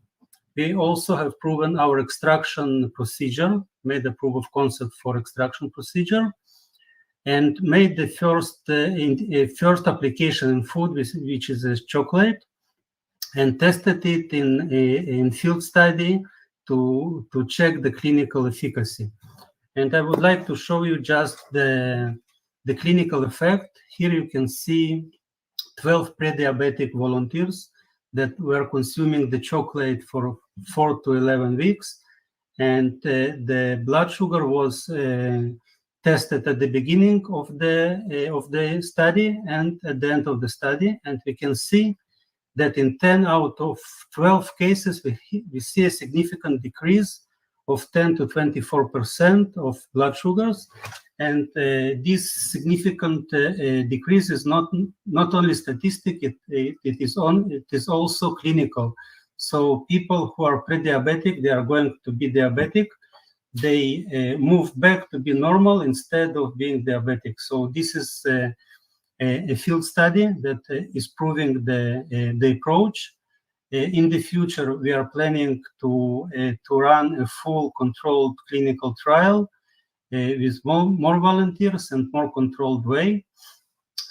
So today we are investing in the first product, which is chocolate. in cooperation with Ornat Factory in Kadima, Israel. And we are planning to launch the sales in a year. And we are also looking for additional food manufacturers in order to cooperate and release more foods to the market, different foods. It can be chocolate, can be cookies, crackers. We even tried it in Hina and ice cream. So I hope that companies in Brazil will be interested also to cooperate and develop novel foods, novel functional foods. And finally, se junte a nós para transformar os alimentos em funcionais. תודה רבה.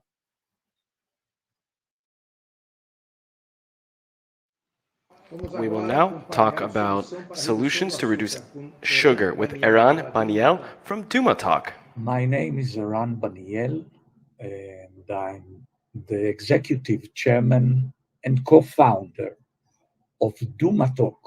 Du in French is sweet, matok in Hebrew is sweet, du in Hebrew is double, so sweet, sweet, or double sweet, that is Du Matok. We actually can make sugar taste sweeter. So you don't need as much. You can use half and get the same sweetness as full sugar. That's how we started. And today, we are a solution company where you get great sugar taste to meet with healthier nutrition. And this is what I'd like to tell you about today.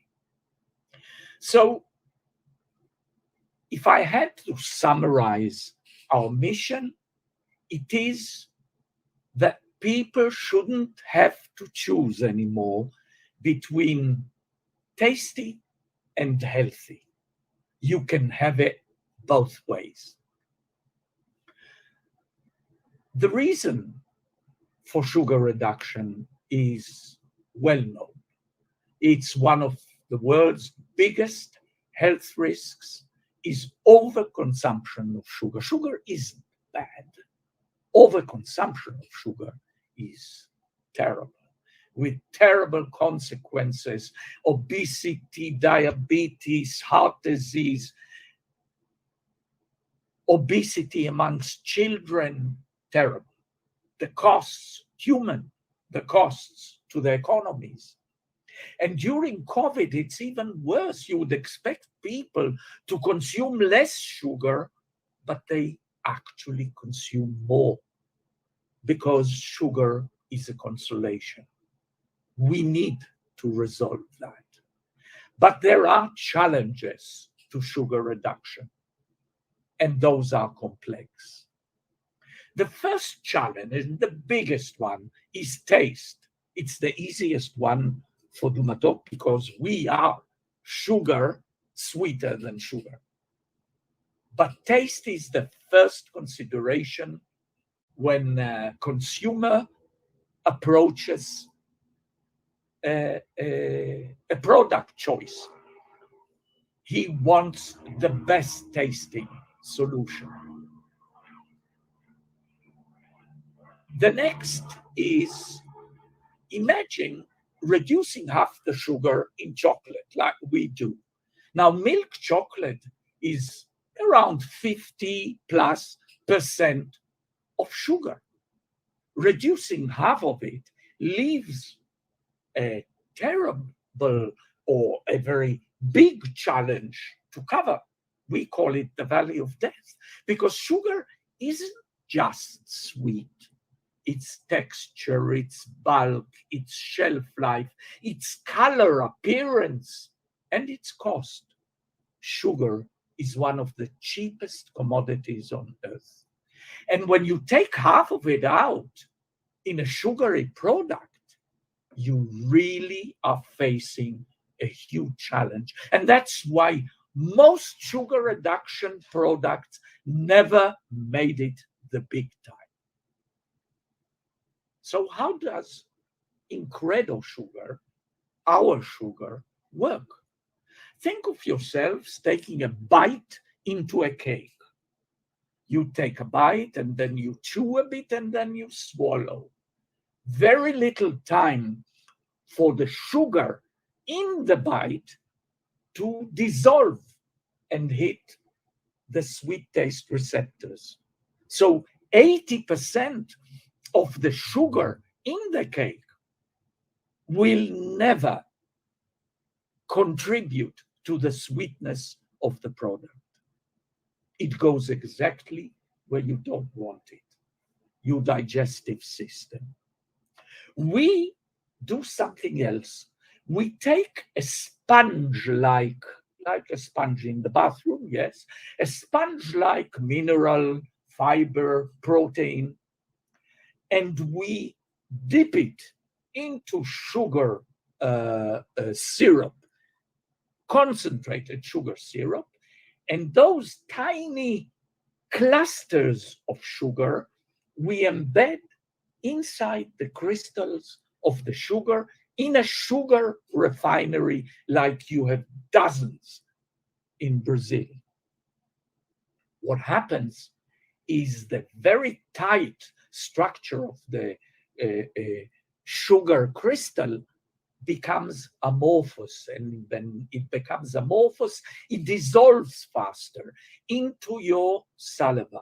So on the one hand, when one of those sponges, clusters, hits your saliva, it dissolves very fast with a lot of sugar, making you an enhanced perception of sweetness. So that's the first step. But we very quickly discovered that that's not enough. That once you've taken down the sugar, using sugar, you need to tell the industry, how do you fill the gap, the void? So we developed a whole world around fibers and plant-based proteins, low-cost bulks, etc., to complement the performance of our sugars. And we have today one of the most advanced laboratories, food laboratories, for applications like chocolates and spreads and biscuits and cakes and gummies and what have you.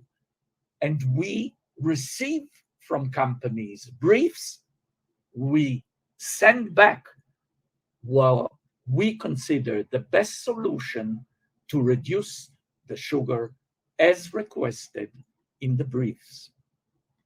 And because everything at Dumatalk is about taste, great taste, we have one of the biggest sensory activity, probably in Israel for sure, but even for big companies. We have 3 panels insiders, and we have at least 10 tastings from outside panels every day. And from time to time, we double on that. That allows us to actually come out not only as sweet as full sugar version, but to be preferred. We didn't expect it. And it sounds strange because our sugar doesn't taste better than normal sugar. It's sugar, 99.8% sugar. So how come we are preferred at 40% reduction? This is a European project that included great companies like Givaudan and others like Strauss, like Puratos, and the University of Reading. The reason is that sugar in high quantities is masking some other flavors. So when you take the physical the physical weight of the sugar, half, you bring up the vanilla, the butter, and those are the reasons that people want to buy butter cookies. And the same for this hazelnut spreads. People buy hazelnut spread because they want to taste hazelnut. We provide that much more than most competition at 40% reduction. And the consumers prefer us to the full version they know from the market. And that leads me, that is all achieved by generation 1. Next year, we are coming out with the Incredo Sugar generation 2, which would even simplify and bring up the options much, much further. I'm not allowed at the moment to specifically tell the story, but stay tuned. Now we have Incredo Sugar on the one side, Incredo Nutritional and culinary activity on the other side, and that is our value proposition. A full solution from A to Z on sugar reduction. And we used the period of the COVID to do a POC in Israel to see our go-to market, to see how the market accepts or doesn't accept what we are doing. And the results are great. In no time, we are in most supermarkets or pharmacies or delicacy shops across Israel. And we launched in the US because of COVID. We did a D2C, direct to consumers, a couple of spreads, and we are selling, it's a limited series intended to bring to the companies the idea that when you reduce sugar using Incredo sugar, you can actually beat the taste aspects. And we get great reviews, and we are edging towards the end of this limited series. And just very quickly, the company is 7 years old. We've developed the only sugar-based sugar reduction solution. We are heavily backed by patents. We are selling in Israel. We have a sales team put in the United States. And we launched in the United States, as I said, in 2021.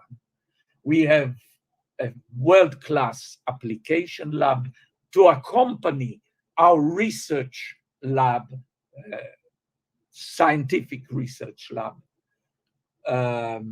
A lot of projects going on with leading companies, and we are just not quite 40.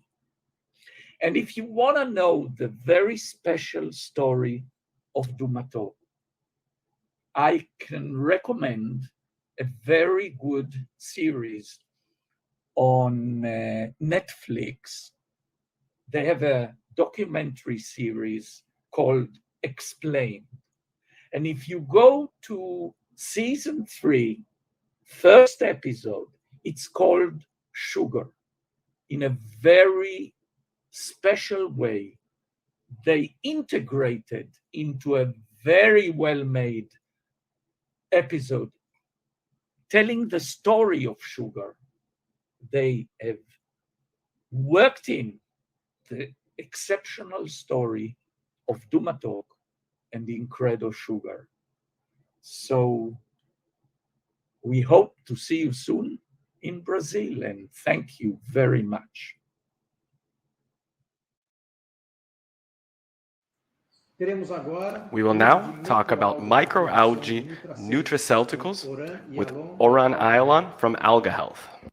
Okay, boa tarde, good afternoon, and thank you for the opportunity to present Alga Health and its exciting new fucoxanthin product.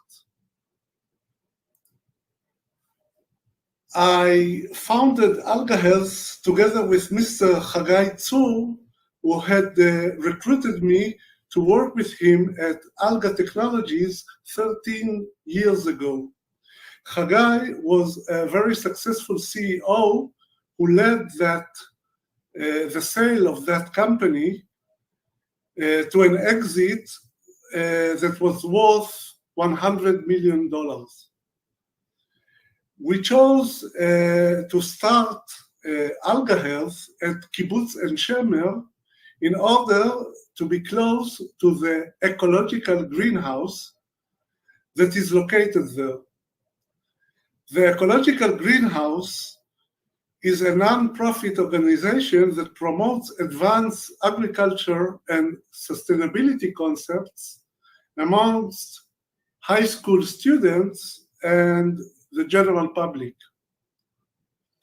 As an overview, Alga Health is a biotech company which focuses on high-value nutraceuticals that have proven health benefits and that are unique to algae. The active ingredient that we focus on is fucoxanthin, and in the future we intend to produce also sulfated polysaccharides from microalgae. Our market is a mega opportunity because we intend our products to fight the main health problem of the modern lifestyle that is summarized as metabolic syndrome. This includes obesity, type 2 diabetes, high blood lipids, high blood pressure, all risk factors that lead to cardiovascular diseases, to various cancers, and to even cognitive problems. Despite the fact that Alga Health is a young startup, we have already started sales. This provides a nice proof of concept for our marketing claims and prices. Our assets include unique microalgae strains, which we have isolated, and our intellectual property includes already granted patent in Australia and in Japan, and we have pending patent in other countries, including the US, Europe, and other countries. We have already established a full production capacity at industrial scale, which is based on a chain of subcontractors. Now, taking a step back, I would like to tell you why microalgae are the crop of the future. Microalgae are photosynthesizing microorganisms that are found almost everywhere. They are responsible for the production of over half of the oxygen in our planet. They are able to flourish and compete under various environmental extreme conditions due to the unique molecular tools that they have developed. These molecular tools are exactly the products that we are interested in. Microalgae are ideal for biotechnology, also because they have modest requirements for growth, and they can be grown even in deserts, on arid lands, in salt water, and they do not compete with other crops. They are also very economical in space, in land, and they are 100 times more efficient than other crops. Currently, microalgae are cultivated for various applications, which are shown in this slide. Alga Health is focused on the top 4 industries and produces high-value products for the industries from microalgae. I should clarify that our products are marketed B2B, meaning that they are active ingredients that our customers use in their own products. Our customers are mainly producers of dietary ingredients, producers of food, and cosmetics and food products. Our first line of products, as I mentioned, is based on the carotenoid fucoxanthin. Many studies, including a number of clinical studies, have demonstrated its health benefits. It was shown to break down white fat tissue, which is the dangerous fat. It was shown to increase fat metabolism and help in weight management, and also to ameliorate diabetes type 2. Moreover, it is a potent as an anti-aging ingredient in cosmetics. Currently, the global market size of fucoxanthin is conservatively estimated at $300 million per year. It is currently the highest value ingredient in the microalgae industry. Its market price is $40 to $80 per gram of pure base. The source of fucoxanthin today is macroalgae, which are basically seaweeds. Seaweeds are a very poor source and problematic source because the concentration of fucoxanthin in seaweeds is very low, about 100 times less than in microalgae. Our other problems that are associated with seaweeds are the fact that they are a seasonal crop and they are not available all year round. Seaweeds, which are harvested in the ocean, usually accumulate contaminants like mercury, lead, and iodine, and even some radioactive material. And the last and important problem in seaweeds is that harvesting seaweeds is destructive to the seabed and is very harmful to the environment. Our source of fucoxanthin are unique strains of microalgae that produce much more efficiently. Because we cultivate them in photobioreactors, we can better control the environment. So we have faster growth rate, higher concentrated biomass, higher concentration of fucoxanthin, and we can produce whole year round. We produce high quality products that are not contaminated and contain healthier fatty acids like the omega-3 DHA. This slide summarizes our competitive advantages. We are working with our own unique and proprietary microalgae strains. We develop our own cultivation protocols.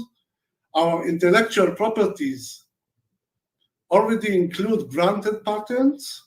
We have upscaled our production processes and produce product prototypes that are being used for regulation purposes and as samples for prospective clients.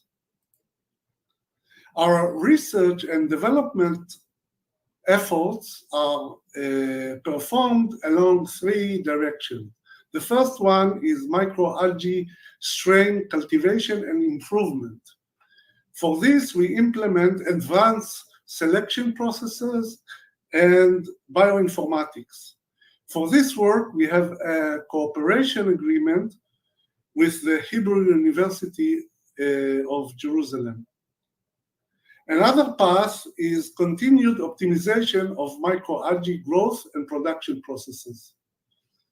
And lastly, in collaboration with the Volcani Institute, which is the Israeli Government Institute for Agricultural Research, we plan to develop an artificially intelligent system to optimize and monitor the production. This is also an already signed cooperation agreement. Here you can see a summary of our timeline and main activities. Sorry. I would like to say that we suffered some delays because of the COVID pandemic, and we had to freeze our activity during the most part of last year. And we basically restarted by the end of last year our activities, and we did that by appointing a new chairman, a new CEO. We hired employees, and we built our infrastructure. So basically, the company is actually 1 year old, or the company's activities is 1 year old. We have started the regulation processes of our Nutrizantin product, which is an algal extract containing 5% fucoxanthin, and we expect to officially launch our product, Nutrizantin and Dermazantin, by April of next year. Our projected sales for 2022 are $1 million. And until now, the total investment in alga health amounts to $1 million. This is to briefly show where we are compared to our main competitors. We are more efficient and we have commercial capacity. Our team has combined experience of about 70 years in the microalgae industry. Omer Geva, our chairman, has a lot of experience in the Israeli high-tech arena. Eran Itzkovich is coming from the Israeli security industry. Elizabeth and Itai Ivri are long-term colleagues of mine, and Chagai Tzur is, as I mentioned before, my co-founder. We have recently started a round A of investment in which we hope to raise $2 million. The money will be used for strain cultivation and improvement, for regulation, and for product launch, and for increased marketing and sales activities. I would like to mention that last week we have also started fundraising throughout the Exit Valley platform, in which private investors, private persons, can participate by investing a minimum amount of $12,000. I now invite you for a short video tour of our facility, and I thank you very much for your time and attention.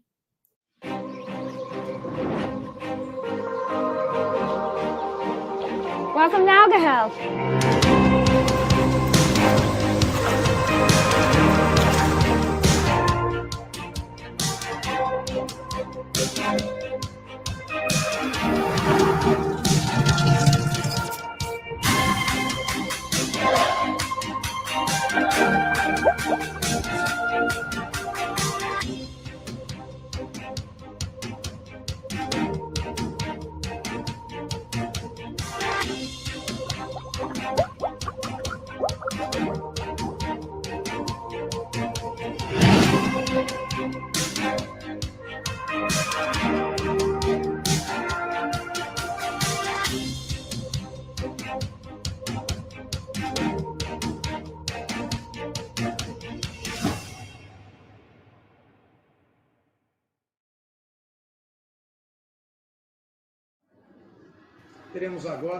We will now have a panel about market trends in plant-based foods with Fabio Zuckerman from Grupo Planta and Gustavo Guadagnini from the Good Food Institute, Brazil.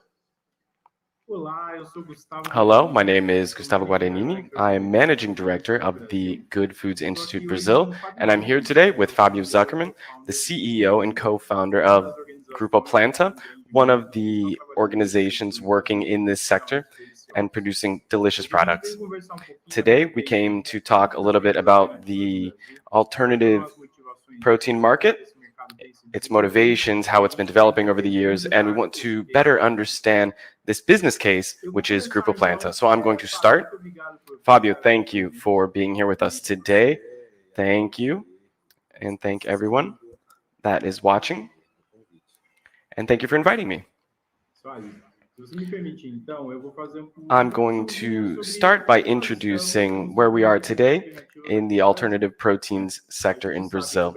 We know that Brazil got off to a later start than other regions in the world compared to the first launches of products using these new technologies. For example, in 2008 or 2009, here in Brazil, the technology for meat analogs was launched in 2019 for the first time. We already had a category of vegetarian products, but we didn't have this category of food using these new technologies that look like animal meat. However, after the launch of these first products, the rhythm of evolution was very quick. Now, 3 years later, Brazil exports plant-based products to over 25 other countries. We're already one of the leaders in producing this type of food, and we are selling our Brazilian products to Latin America, the United States, Europe as well, some countries in Asia, some in Africa as well. So Brazilian companies have shown they have great potential for food products. Brazil is one of the world's leading food producers, and we have used this distribution system that was already in place. We have sold products around the world for a long time, so it was easy to develop a new technology, a different technology, and sell it to countries around the world. With this, Brazil, in less than 3 years, reached a level in which we have one of the most complete portfolios that I'm aware of any country around the world. We have substitute products for nearly every single type of meat. For example, beef, there's a series of products, hamburgers, even steaks. We have companies working with poultry, pork, and Fabio will talk about this as well. He makes pancetta, he makes sausage, he makes a series of delicious products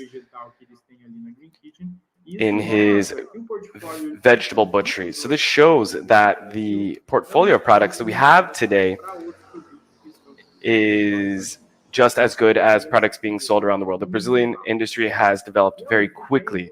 At the same time, this is a new industry.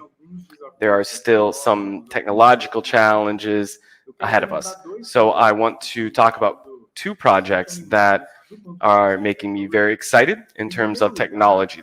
First of all, we will connect these alternative proteins to the question of Brazilian biodiversity.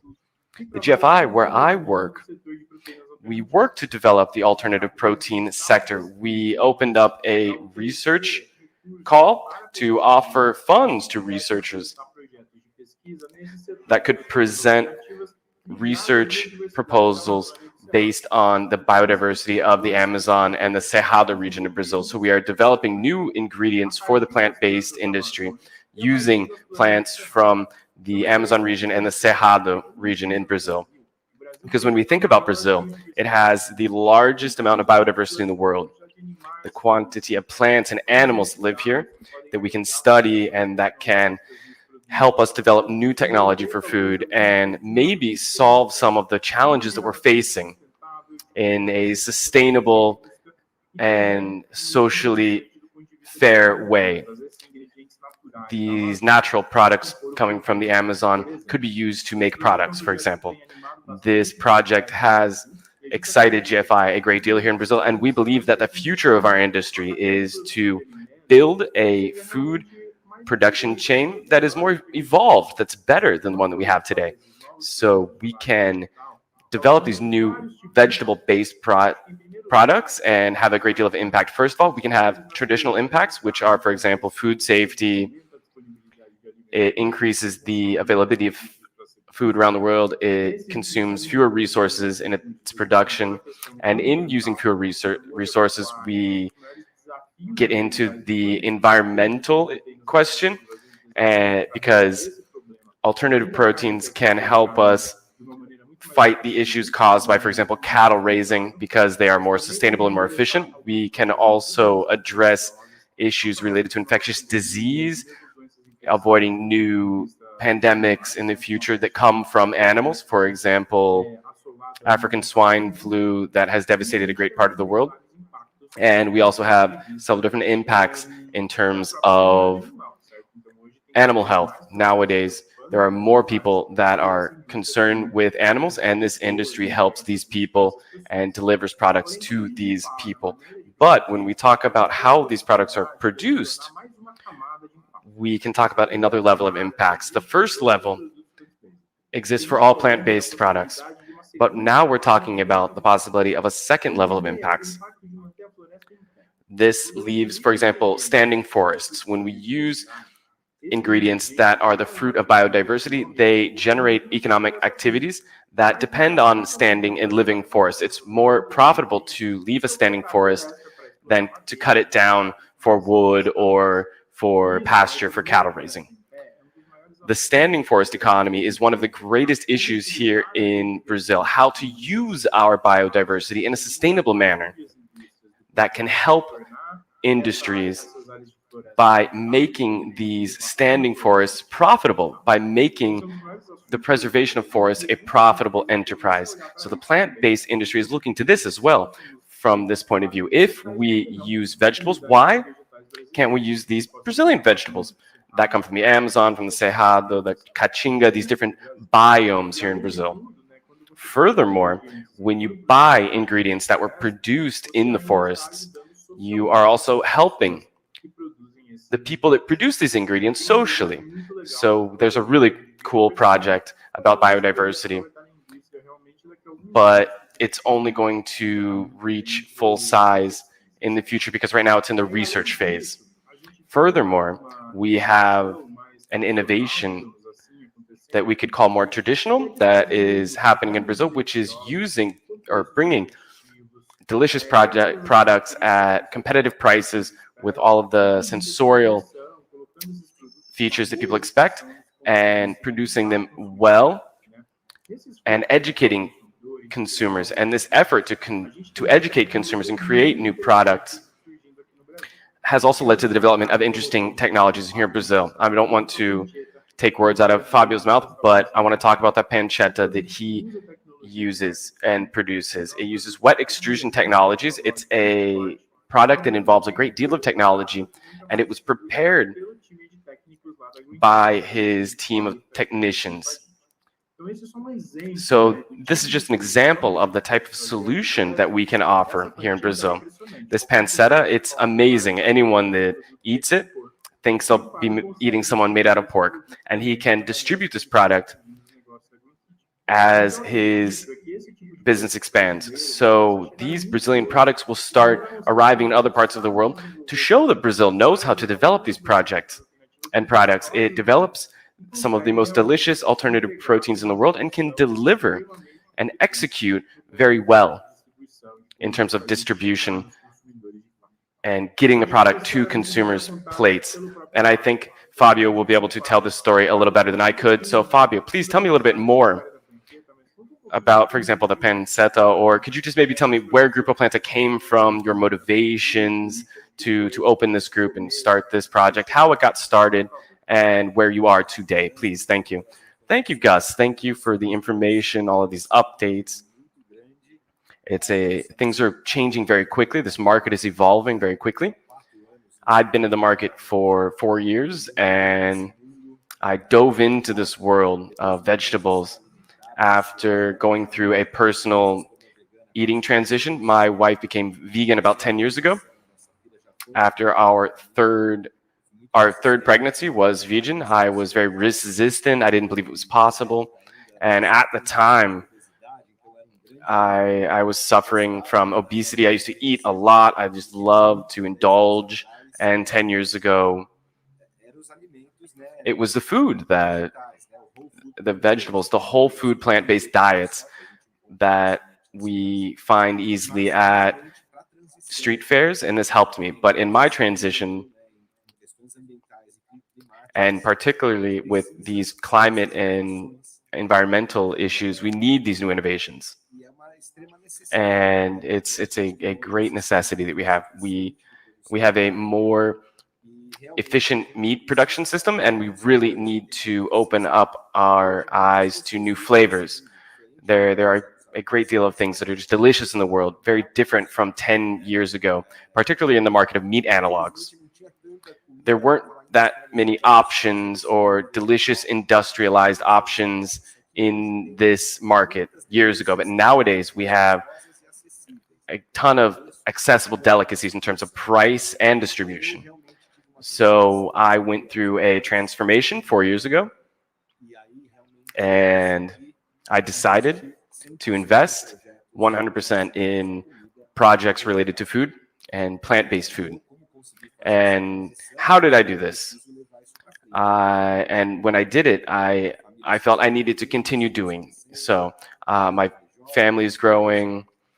My wife is doing well. She got over a series of diseases and pathologies using different types of diets. So this led me to understand that the benefits go far beyond just health. The impacts can be found in the environment, traceability. And so I gave up a consolidated professional career. I studied food and hospitality, and I had worked in the area for a long time, but I dove 100% into the area of food and food production. I started with a restaurant in Sao Paulo. I used to live in the United States at that time when I made my transition to a vegetarian diet. And while I was there, I had the privilege to watch the launch of products that really helped me in my food transition. And I decided that I needed to present this to the Brazilian market. I understood the emergence of this change. It's a change in the way we eat, because food, it plays a very important role in our lives and how we can combat the destruction of the world. We choose, for example, that we want to eat 3 times a day, and it's a duty that we have, for example, to eat 3 times a day, but we know that not everyone has the chance to eat 3 times a day. For example, there's a population of 7 billion people in the world. We can't feed all of them. There are approximately 1 billion people facing food insecurity. So we can't feed everyone on this planet. At the same time, we know that we can feed 7 billion land animals for slaughter and human consumption. So it's an equation that's not very effective. It doesn't work very well. In addition to the environmental and climate impacts that we're going through, and this is really an emergency.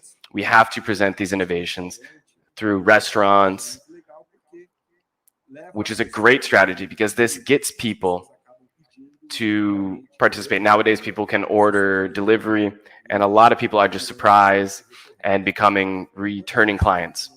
So when we talk about innovation,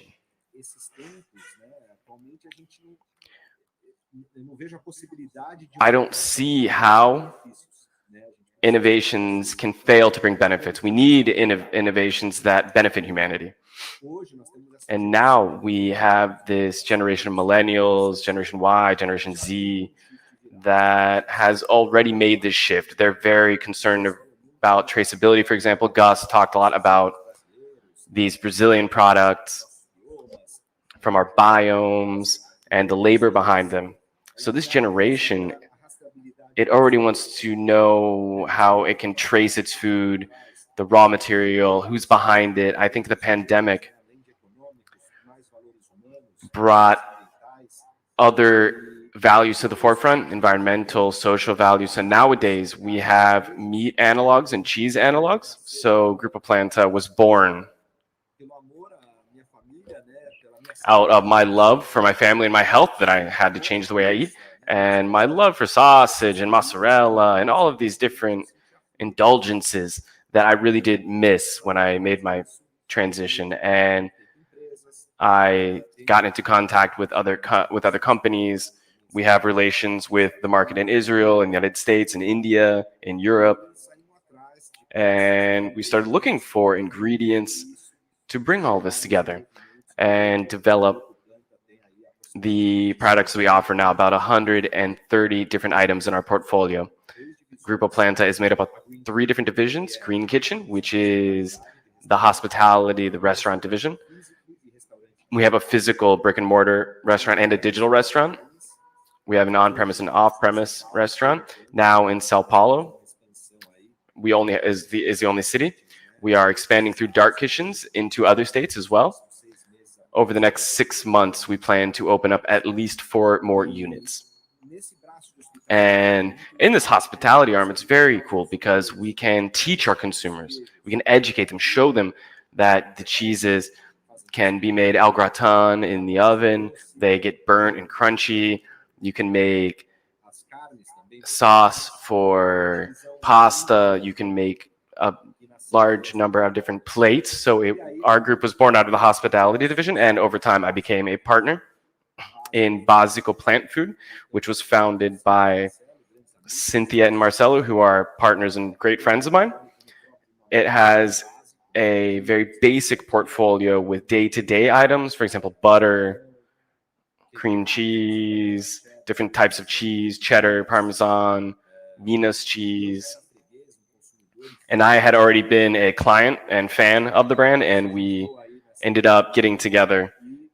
And we even opened up a pizzeria using their cheeses. And so now we can present these products to new people and show them how delicious it is to eat this type of food. We started creating our own formulas for plant-based meat. We have a technological kitchen. We have kitchen tech, is what I like to say. And we have come up with our own formulas for pancetta, for example, which is a huge innovation. It's very different from hamburgers or meatballs, which are made through dry extrusion. We use wet extrusion as well. Dry extrusion, you can make meatloaf or molded meat, and wet extrusion helps you produce longer protein fibers with higher protein levels and a better texture, which is something that I felt lacked when I made my transition to plant-based food. I felt that I was missing the feeling of biting things and chewing them, because when we talk about food, we're not just talking about nutrition. We're talking about memories, social questions, events, traditions. So it's very cool that big companies for aromas are working to bring new solutions to the market, more natural solutions, and these innovations that are good for the health, good for your health, good for the planet. And we're breaking paradigms about this plant-based food. Nowadays, Grupo Planta is part of Geronimo Foods. We joined Geronimo Foods, which had been around on the market with a veggie style line of products, for example, different hamburgers made out of different vegetables, and we started offering our meat analogs through Geronimo Foods, which helped us scale up and helped us produce and distribute more for food service, for restaurants, and also for supermarkets throughout Brazil. Geronimo Foods nowadays has its own brand, Geronimo, with a veggie style and meat style. And we also use white label, and we outsource to major brands as well. So Grupo Planta now offers a 360-degree series of solutions, cheese, and we penetrate the market through the hospitality industry, which is our green kitchen, which has been a great success. I ask that you go and try them whenever you're in Sao Paulo. You'll love them. So we have a great deal of diversity. When we launch a product, we can get it out to the market, get it to people through a network of influencers, a very genuine network of influencers. As I mentioned earlier, these millennials see eating as an identity or a political act, as a tool to fight the degradation of the earth that we're seeing, global warming, climate issues, water, land, carbon footprints, and they all think about this. So now we have a very efficient system that demands less from our natural resources. And we really have to reduce our consumption of animal products. It's an emergency. We can give a few examples, but we're facing a pandemic that came from animals, and we know that major pandemics, infections, most of them come from animals. So SARS, COVID, swine flu, avian flu. Nowadays, we know how to nip this in the bud. There are easier ways, better ways to do things. I say sometimes, I joke, that it's just like technological disruptions. In the last major crisis in 2008, 2010, these apps that came to stay. So now, if you want to drive a car, you're not going to use a paper map anymore. We have more efficient models, GPS. If you want to listen to music, you can buy a CD and put it in your car, or a cassette tape. You can do it. It works. But we have more efficient models nowadays. And that's what's been happening in the meat industry as well. Nowadays, we have all different types of meat and meat analogs.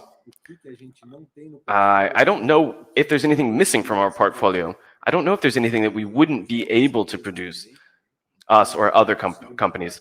So you can find anything. You can find analogs for anything: meat, pork, fish, cheese. We have tuna, cod. It's great. There's more delicious, accessible food on offer using domestic raw materials. And this diet is becoming necessary to sustain population growth that is just speeding up. And at the same time, it will help us fight the devastation of land, water, fisheries. There are documentaries out there right now that everyone can watch to gain more information about this, about the ocean, the estimates of the extinction of fish in 2040. There might not even be any fish in the ocean by 2050. So we have a more efficient system nowadays. And we can use also, there's also the question of lab-grown meat, which is becoming more accessible, talking about prices, comparing how high the prices used to be. And there are also issues of tradition. We have cultural habits that we have to change, we have to break. But there's research that shows how people are reducing or want to reduce their consumption of meat around the world, particularly here in Brazil. In Brazil, there was information from 2018 that said that 14% of the Brazilian population considered itself vegetarian. I'm sure this number has gone up significantly. And meat, lab-grown meat, cellular meat, people use different names in different places. It's a major need that we have. We've participated in debates about this issue if this meat should be considered vegan, if a vegan would actually eat it, or if you could mix it with milk, or, and I was in San Francisco once, even during a conference, the Good Food Conference, which is a conference held by the Good Food Institute. And we met with rabbis and other business people from this market, and we were discussing this point. And one of the rabbis said that this is tikkun olam. If we have something that's going to heal humanity, we have a divine responsibility to share it. So that's it. We have to break these traditions. A lot of these traditions are synonyms for betrayal. We have to leave a better planet for the coming generations. And we're seeing these climate issues and catastrophes that are happening. And this is one of the most effective ways we have to help make this change. Choosing what we eat. And we have cultural habits. We have to get animal proteins out of the middle of the plate and understand that plant-based proteins can meet all human needs. That's basically it. The Grupo Planta was born of this need to eat well, eat deliciously, and show the world that we have solutions for all tastes, for all meals, breakfast, lunch, and dinner. And we have cod, for example, that doesn't have bones, so it's easier for you to eat. There's no cholesterol. So that's where our company came from, a need for everything. Love for health, love for our families, love for the world, love for the planet, love for animals, love for eating well. And facing all the inflation that we're looking at,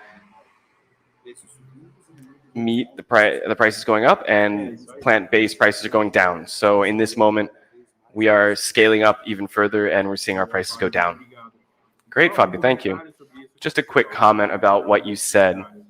Two comments, actually. You talked about lab-grown meat and consumer habits. So I kind of wanted to talk about these.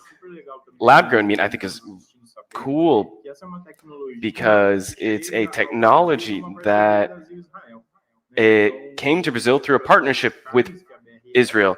So we have BRF, which is a Brazilian company. It signed a technological agreement with Aleph Farms to bring the Israeli technology to Brazil by 2024.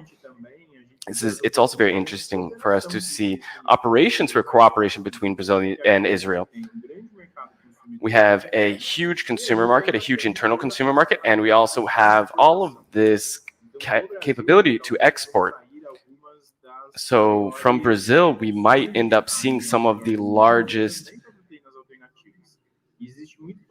sources of alternative proteins. These lab-grown proteins could be produced using technology from Israel. For example, lab-grown meat. Talking a little bit about consumers, you talked about the number of vegetarians.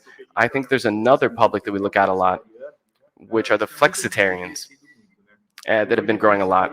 Nowadays, flexitarians are people that are cutting back their consumption of meat. They might not be completely vegetarian yet. And we saw research by GFI last year that showed that 50% of Brazilians have reduced their consumption of meat over the last year. And 38% of these people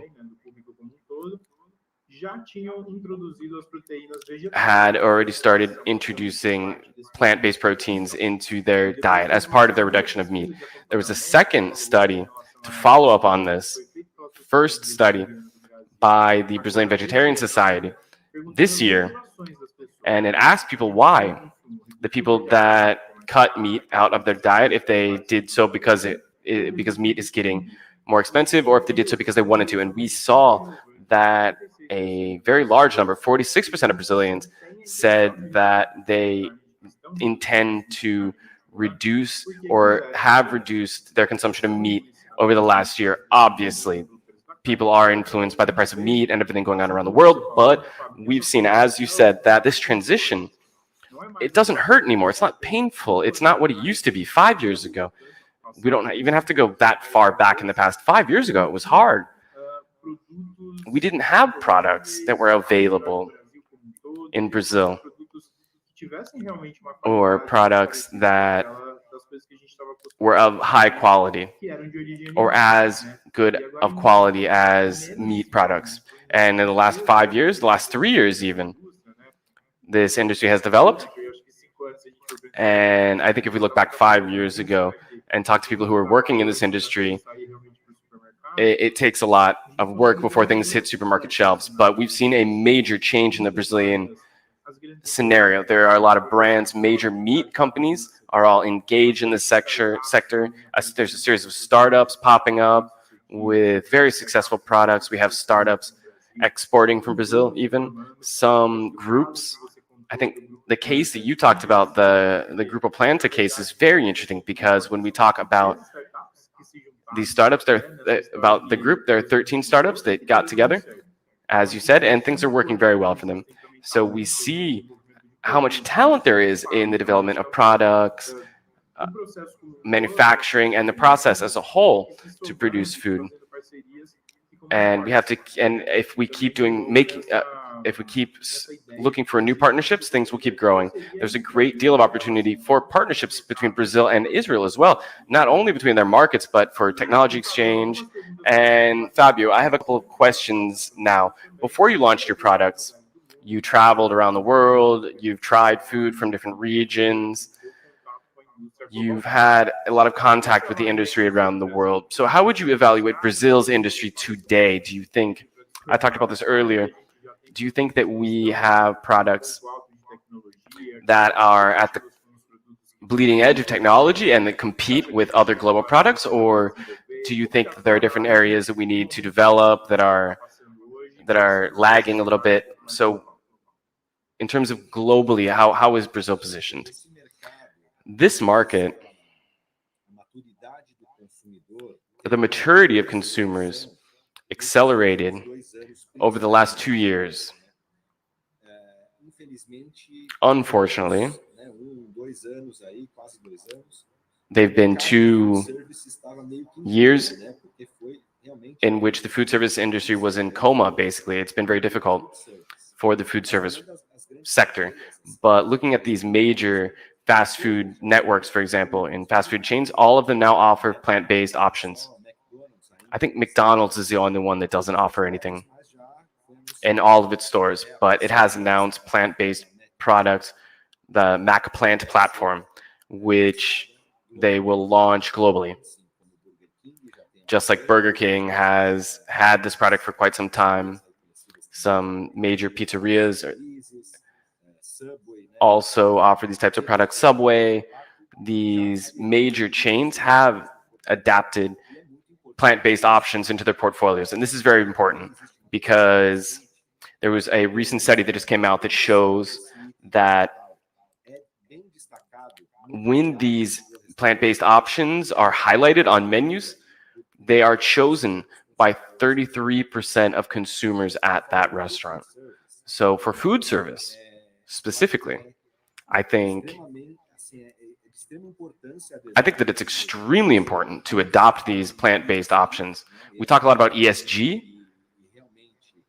and I think it's a very interesting way for these plants to adopt this. They are driving this adoption of plant-based options. We could improve the prices and costs. We don't need, for example, bacon in beans. That will reduce the price of plates. You don't need to use milk in bread. So if you remove the milk, it will give you the same type of bread at a lower price. And they could also include whole food plant-based options. And it's important that they do so. I think that Brazil is moving quickly. I just came back from Madrid. I was there last week, and I was very impressed, specifically in Madrid, that all of the restaurants have not only vegetarian options, but meat analogs as well. fish analogs, duck analogs, even morcilla analogs, which is blood sausage. They have blood sausage analogs. So I've seen different plates that really surprised me. Here at Green Kitchen, we have fried eggs and it's all 100% plant-based. It's surreal. If you eat it, you will be surprised. It has the yolk and the white and everything. If you don't know how good our traceability is, you would think that it was an animal origin, a product from animal origin. So Brazil it's advancing very quickly. I'm sure that Brazil will be a major protagonist in this plant-based sector globally. And since it's the world's one of the largest exporters of meat, it will also be one of the largest exporters of plant-based products. It's the world's breadbasket, and it's a sector that is driving transformations in our generation. The great disruption of our generation is eating. It's in food. I agree with you completely. Let me ask you something else about what you said. You talked a little bit about this, but I want you to get into greater details. So Grupo Planta was made up of companies with different characteristics. Green Kitchen from the hospitality and food service sector, with restaurants, and Geronimo Básico, which came from the industrial area. So it's kind of a marriage between industry and food service in a single business. And all of this supported, as you said, by ingredient companies that provide technology and that provide other items. So I kind of want to understand a little bit more. How did your experience in the hospitality business influence your work in industry? How do these two things that are complementary but also very different? Most businesses today are in one sector or the other, but you chose to put both together. How is this working out for you, and why? What was the purpose of combining hospitality and industry? Well, we have always thought about expanding Green Kitchen. It has a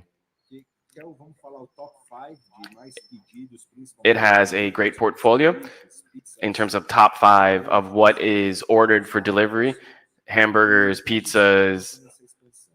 So we've always thought about expanding. One of the major difficulties of expanding is the issue of distribution.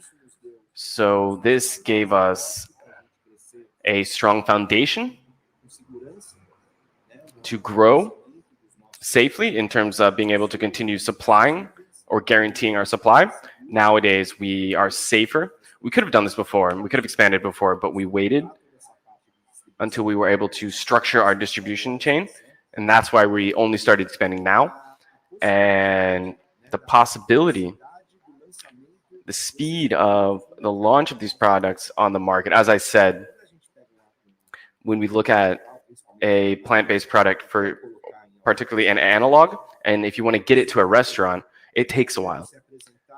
You have to present it, find contacts with restaurants. It takes a little while. And you send the product, it takes a little bit longer. And then they try the product, they taste the product, they want to present it to someone else, and then they come back and you talk about prices. It takes a couple months, unfortunately. We don't have time to wait. This is an emergency. We have to make this transition now. So our speed of penetration is very high. Obviously, we're only going to launch a product after we've done all the tests. We have to do the shelf tests, all of the different tests. Digestion, we have to get all of the necessary approvals.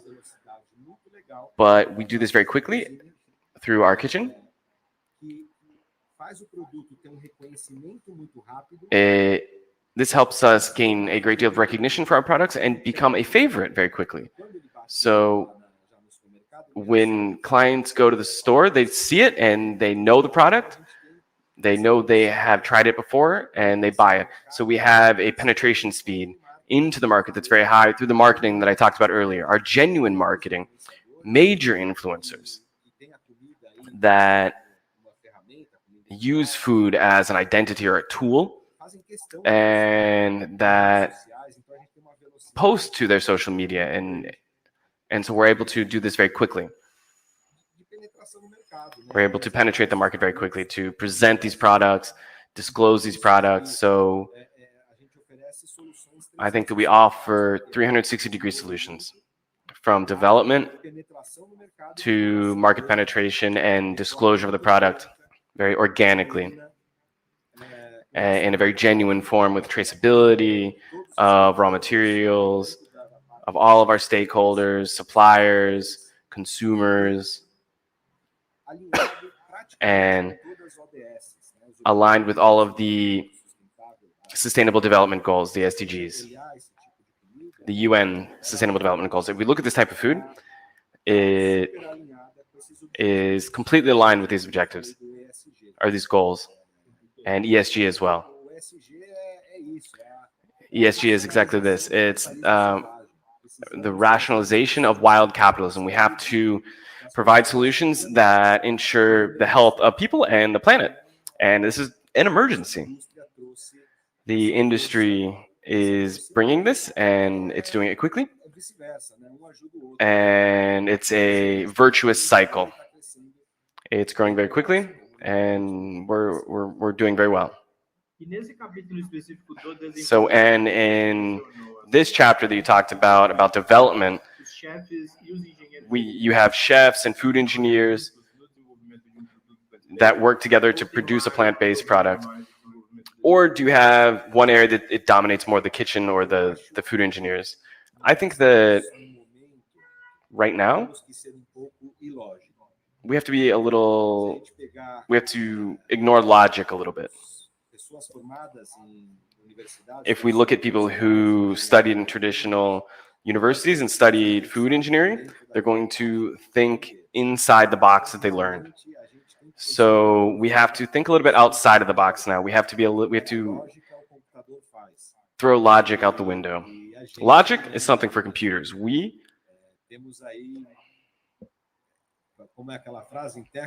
What's the phrase?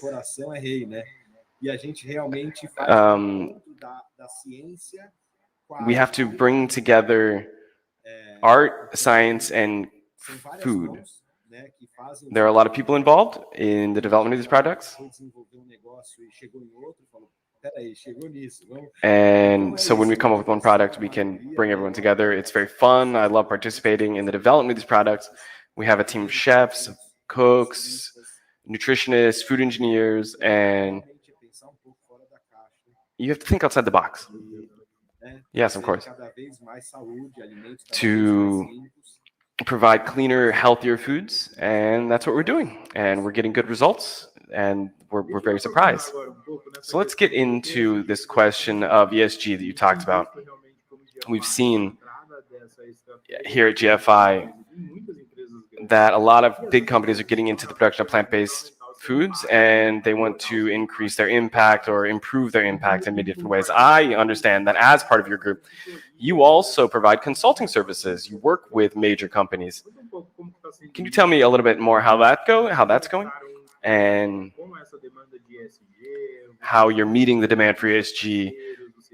Are your partners concerned with this? Is this something that's going on in major companies in Brazil?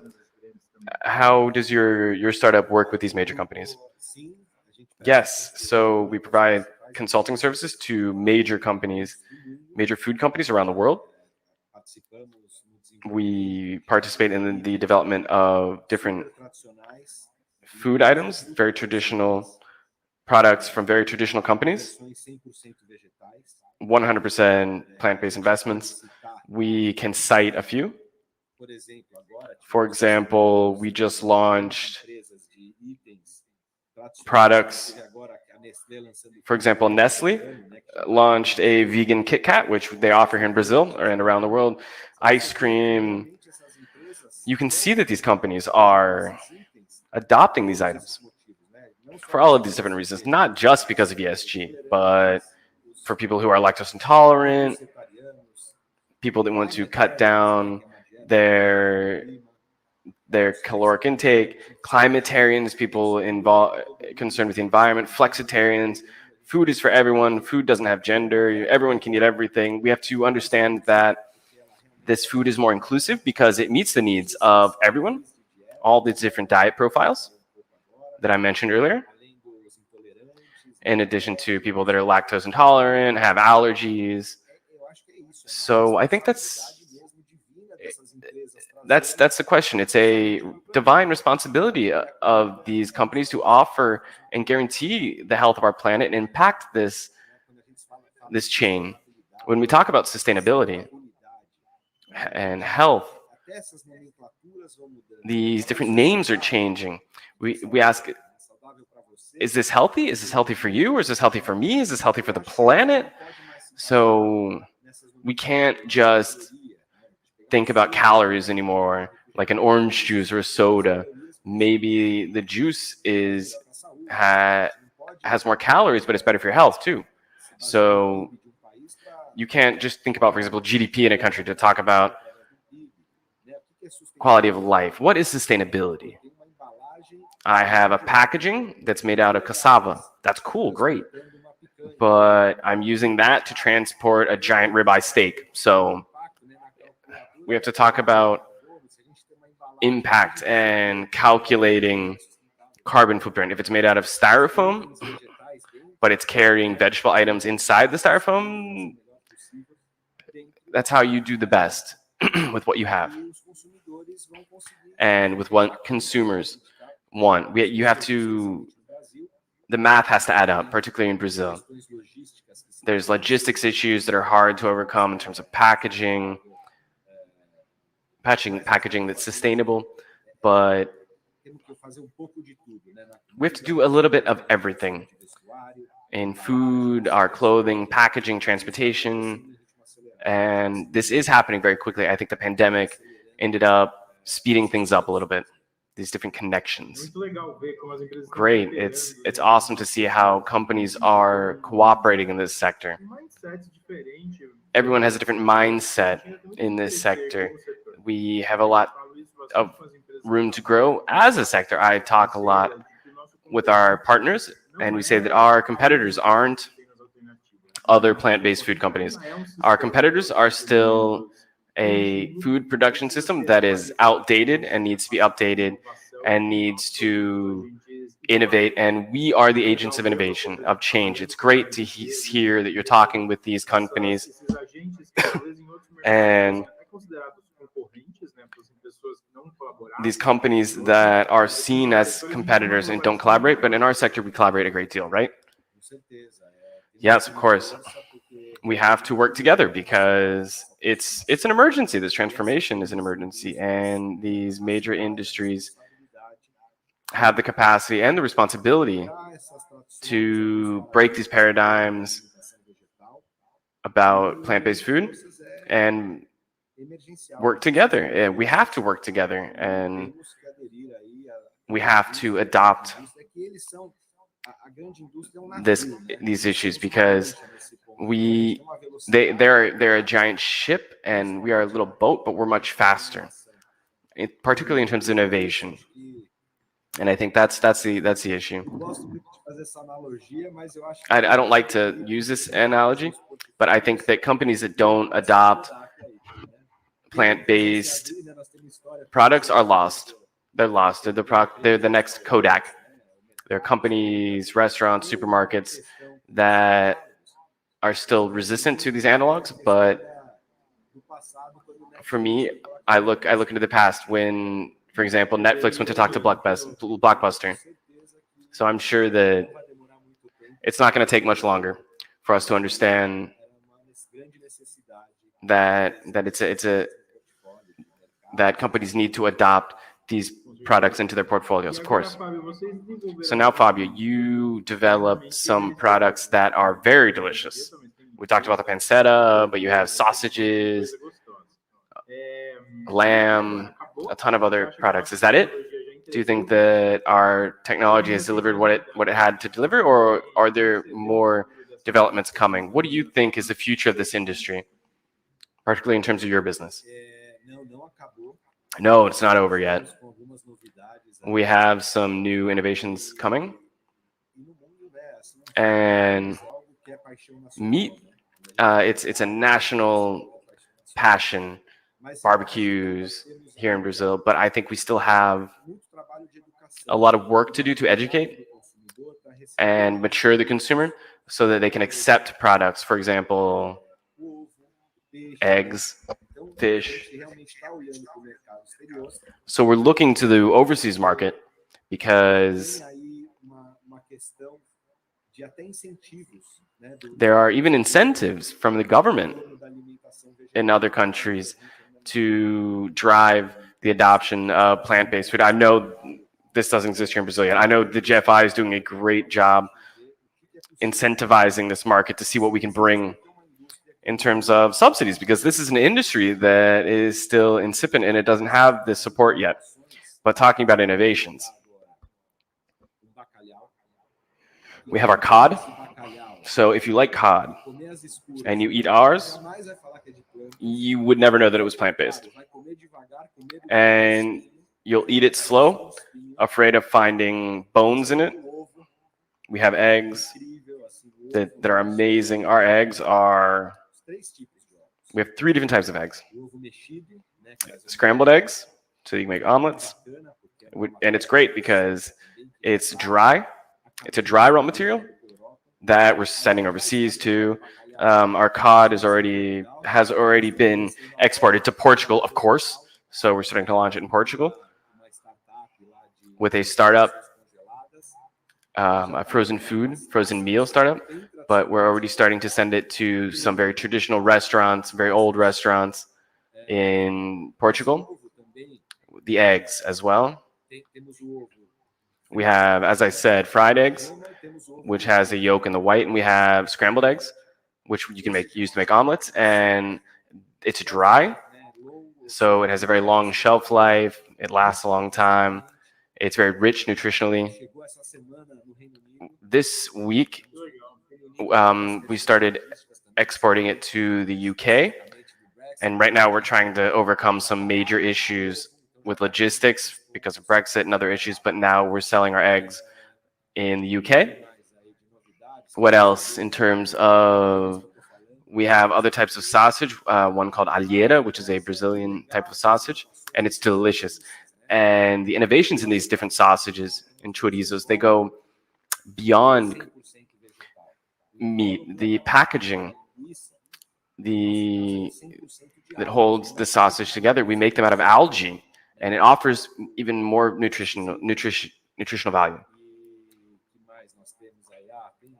We also have lamb, as you said, a series of products. So you don't plan to stop developing new products. You're going to continue developing new products. I think that we will see new technologies coming to the market independent of the stage in which things are right now. Yes, I think so.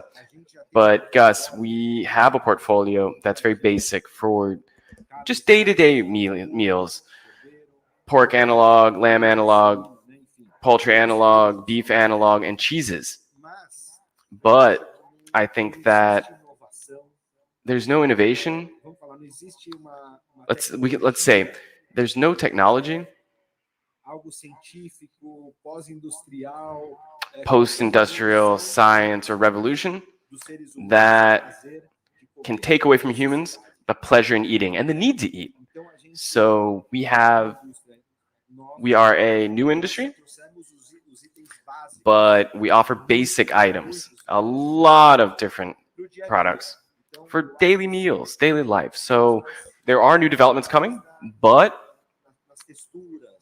they will be in terms of textures, aromas, but the basic we already offer.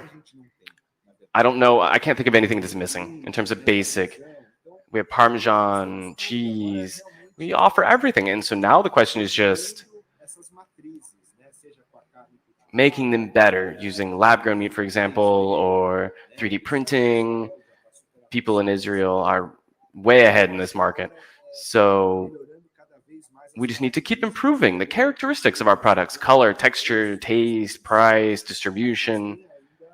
But there's some innovations coming, for sure, particularly when we talk about meat and lab-grown meat. And I'm sure you can talk about this more than I can. but we could see in the future meat from animals that no one's ever ate before. For example, what you can do with lab-grown meat. Yeah, nowadays with lab-grown meat, I agree with your vision. I think that the technology, it's always going to be around.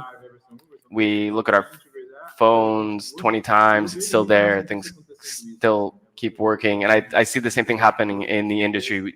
We launch product version 1, 2, 3, 4, 5 to try to improve them. But in terms of lab-grown meat, it's still a very early stage technology. So it's going to take a couple of years for it to reach a level of availability and scale in industry. But we are starting to see some of these products being sold. It's very cool to see how Israel has been one of the major technological hubs for this. Israel has been able to create an innovation ecosystem that is very impressive in the area of plant-based alternatives, and it has exported technology for lab-grown meat around the world to Brazil.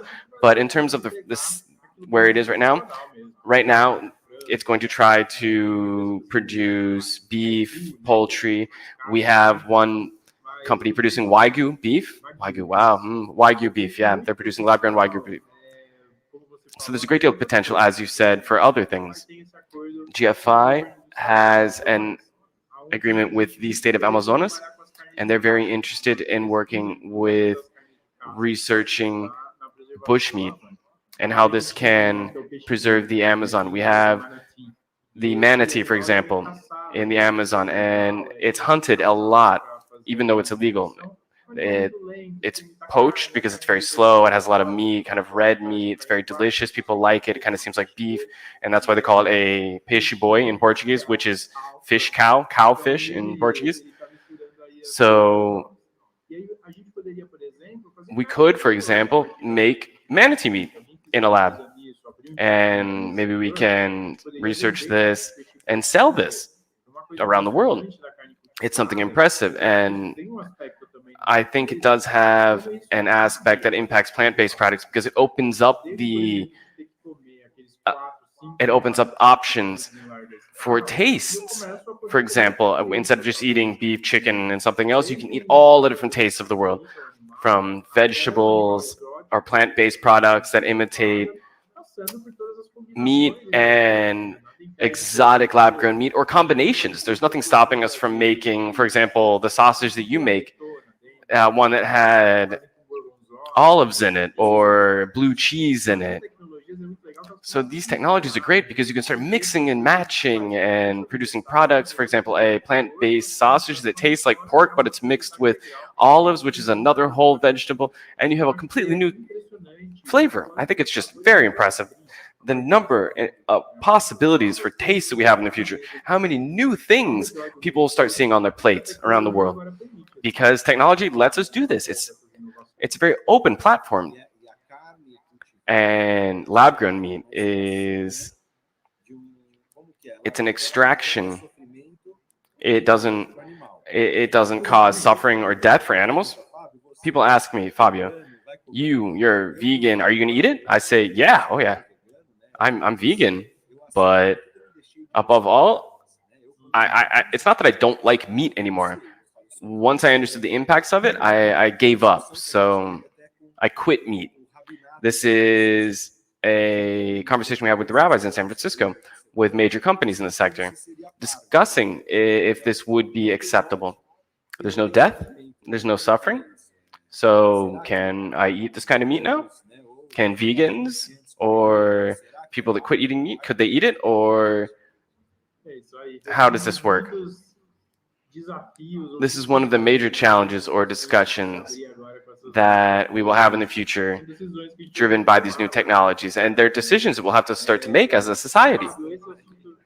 Fabio, this subject about lab-grown meat is very interesting. I think we're going to have an entire panel about lab-grown meat in the future.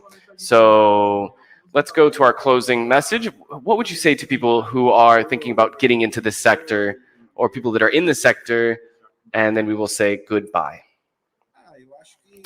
I think that to consumers, look for new flavors, discover new flavors, open up to plant-based products if you see them in a restaurant, order them, discover and try new things. There's more and more new products that are delicious to restaurants, markets, supermarkets, stores.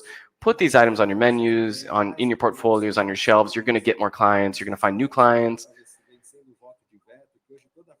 A lot of times, every family has a vegetarian or someone who's lactose intolerant. So restaurants have to offer these types of options. There's free consulting around the world in Israel. Companies that help companies adopt plant-based products, team training, so you can find lower prices.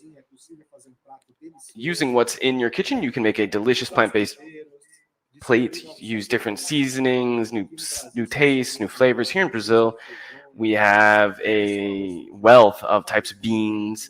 You can make 100 different things out of beans. And the internet is there to help you as well and show you the different possibilities of this plant-based world. So discover new flavors because there's a lot of delicacies out there.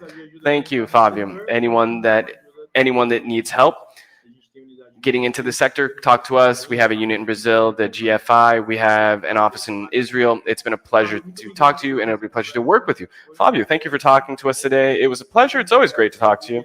And I hope that this opened up the eyes of those that are watching to do more business in this sector. That is a sector that is so important for us. Thank you very much, Gus. Thank you, GFI. Congratulations for your work.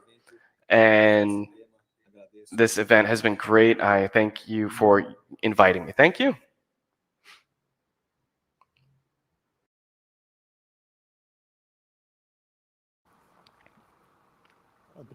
First and foremost, it is a great honor to have been invited by the Brazil-Israel Chamber of Commerce to talk a little bit with all of the participants at this very important event on food tech, sponsored and promoted by the Brazil-Israel Chamber of Commerce. I think this is the perfect time for a decision by the Chamber of Commerce to promote an event like this, because bringing together the cutting-edge technology of a state like Israel, which is, as a very famous book says, the startup nation. Israeli companies are known the world over as being on the cutting edge in terms of technology. And it's admirable when you visit Israel to see the technological development, even in agricultural production, in a territory that obviously doesn't possess the many natural advantages that Brazil has. And combining this technology and this environment that is conducive to development leads to the large number of startups and companies that even rival Silicon Valley or other regions in terms of technological production. Combining this with one of the largest agriculture producers in the world's breadbasket that supplies food, one of the largest producers of grain, either soybean or corn or cotton even, which has a lot to do with our area, or animal protein as well. I think this is a fantastic idea on the part of the Chamber of Commerce. So congratulations to the Chamber of Commerce and all of the participants in this very important event. And I'm sure that combining the cutting edge technology from Israel and the tropical agricultural technology developed in Brazil through Embrapa, which has developed food production technology and crops for tropical climates that are absolutely fantastic. And this has made us one of the world leaders in the production of plant-based protein and animal proteins. It's made us a leader in many important crops, both in production and export. And I think this is just a brilliant idea. And this event and other events which will be held in the future will play an important role in bringing together Israeli companies, many of which are leaders in different segments. For example, drip irrigation, which is so important to agriculture. This type of system for irrigation that also saves water, which is such an important resource nowadays. So important around the world, and we've seen this in Brazil, for example, the water crisis we're facing, and Israel has one of the largest companies in drip irrigation in the world, which developed the best technology in the world, and so on. So this event is so important, and I'm sure it will lead to many new fruits and new businesses for Israeli and Brazilian companies that are also leaders in their respective sectors of production of plant-based and animal proteins. The Embrapa event and everything that it provided in terms of growth, and other institutes that also participated in a decisive way in the development of large-scale agricultural and highly productive agriculture in Brazil. This shows the importance of technology in agriculture. The power and the strength of Brazil's agribusiness isn't just driven by its super fertile land with photosynthesis that allows for 2 or 3 crops in the same physical space, and hydrological regularity that only Brazil offers. In certain states like Mato Grosso, where it rains exactly when it has to rain for crops, and it stops raining exactly when it needs to stop for those crops for harvest. It's not just because of this territory, this prodigal territory, that Brazil's agribusiness is the world power that is. We have a class of farmers that is fantastic. They are highly advanced. They use the most modern technologies that exist, and administrative technologies as well. The Brazilian agribusiness entrepreneur is admirable, should be applauded. All of us as entrepreneurs can learn from the Brazilian agribusiness entrepreneur. Their success isn't a coincidence. It's the fruit of, it's not just the fruit of this fertile land that we have. It is actually the fruit of hard work, a great deal of dedication, intelligence, and the use of the most advanced technologies that exist. And the use of technology by Brazilian agribusiness started with Embrapa, a company that we all learned to admire, that gave us and laid the ground for the development of these crops that seemed hard to grow in Brazil, and made Brazil a major producer of crops such as soybean. Right now, we have productivity levels that make other countries jealous. Brazil has produced up to 60 bags of soybean per hectare, which is just one of the crops on that land. A lot of times, there are 2 or 3 different crops being grown in one place. And the Brazilian agribusiness entrepreneurs are, in fact, very concerned with preserving the environment. Unfortunately, sometimes there's an image that Brazil's agribusiness doesn't preserve the environment, but it is actually the opposite. Brazilian agribusiness entrepreneurs know the importance of preserving the environment, and they do preserve the environment. They do it better than many other people around the world, because they know how important the environment is for their productivity. So I think bringing together technology and agriculture is just something that Brazilian agribusiness entrepreneurs are born with. And it's not a coincidence that our agribusiness has become so powerful, responsible for 20% of global exports in several different types of crops in which we are leaders. So I had to I was very happy to be invited to this event to speak with all of you. This initiative is fantastic, led by the Brazil-Israel Chamber of Commerce, to bring together the cutting-edge technology developed in Israel. And visiting Israel, by the way, is just something that uplifts all of us. It's great to see a country with a young, intelligent, well-trained, well-educated population that develops so many companies that have become leaders in their segments, even in agribusiness, in such a small territory that isn't very favorable for agricultural business. And they have been able to combine cutting-edge technology developed in Israel with Brazilian agriculture and the agribusiness entrepreneurs, or even family farms using large-scale technology. So this is an initiative that we all must applaud, and I'm completely sure that this will continue adding more value to Brazil's agricultural production and improve Brazil's agricultural production, improve the added value of our production, our productivity, and together Brazil and Israel can revolutionize even more agricultural products, producing food that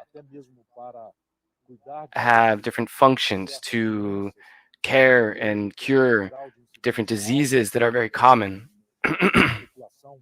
around the world. And with this, they can add value and increase productivity, and we will be able to supply the world at higher percentages, thereby avoiding wars even. A lot of times, food security leads to peace. It can bring peace to the world, and we can do this by feeding everyone well. It's not a coincidence that Brazil, because of its many merits, took the initiative to nominate for the Nobel Peace Prize our dear Brazilian Alisson Paulinelli. He had this initiative in the Brazilian agribusiness space to act as an ambassador or the main representative of Brazilian agribusiness, and he promoted a range of initiatives that were so important to ensure that Brazilian agribusiness reached the stage it is today, recognized the world over as a highly competitive agribusiness sector concerned with the environment and preservation. And so it wasn't a coincidence that he was nominated by Brazil as a competitor for the Nobel Peace Prize. He didn't win this time. We weren't able to win, but I'm sure that he will get there, because to feed the world is to promote peace, and therefore bringing together Israel and Brazil and increasing food and the availability of quality food around the world is to promote peace. And once again, thank you for inviting me. Congratulations for the event that brings together these two admirable countries, Brazil for its production capacity, the size of its territory and its production, and Israel for being a country that is highly innovative, concerned with technology, and an environment that's very conducive for economic and ecological development. So these countries have a lot in common. We have a large community of people from the religion, the Jewish religion, and I think this is conducive of the relationship between these two great countries that can bring amazing benefits for the country and for, obviously, the production of food. Thank you for inviting me. Congratulations on your event, and I hope that this will lead to great business for Israeli businesses and Brazilian agribusiness. We have now reached the end of another international summit, and I would like to thank you for being with us this morning and invite you to follow the Brill Chamber on social media. Until next time, goodbye.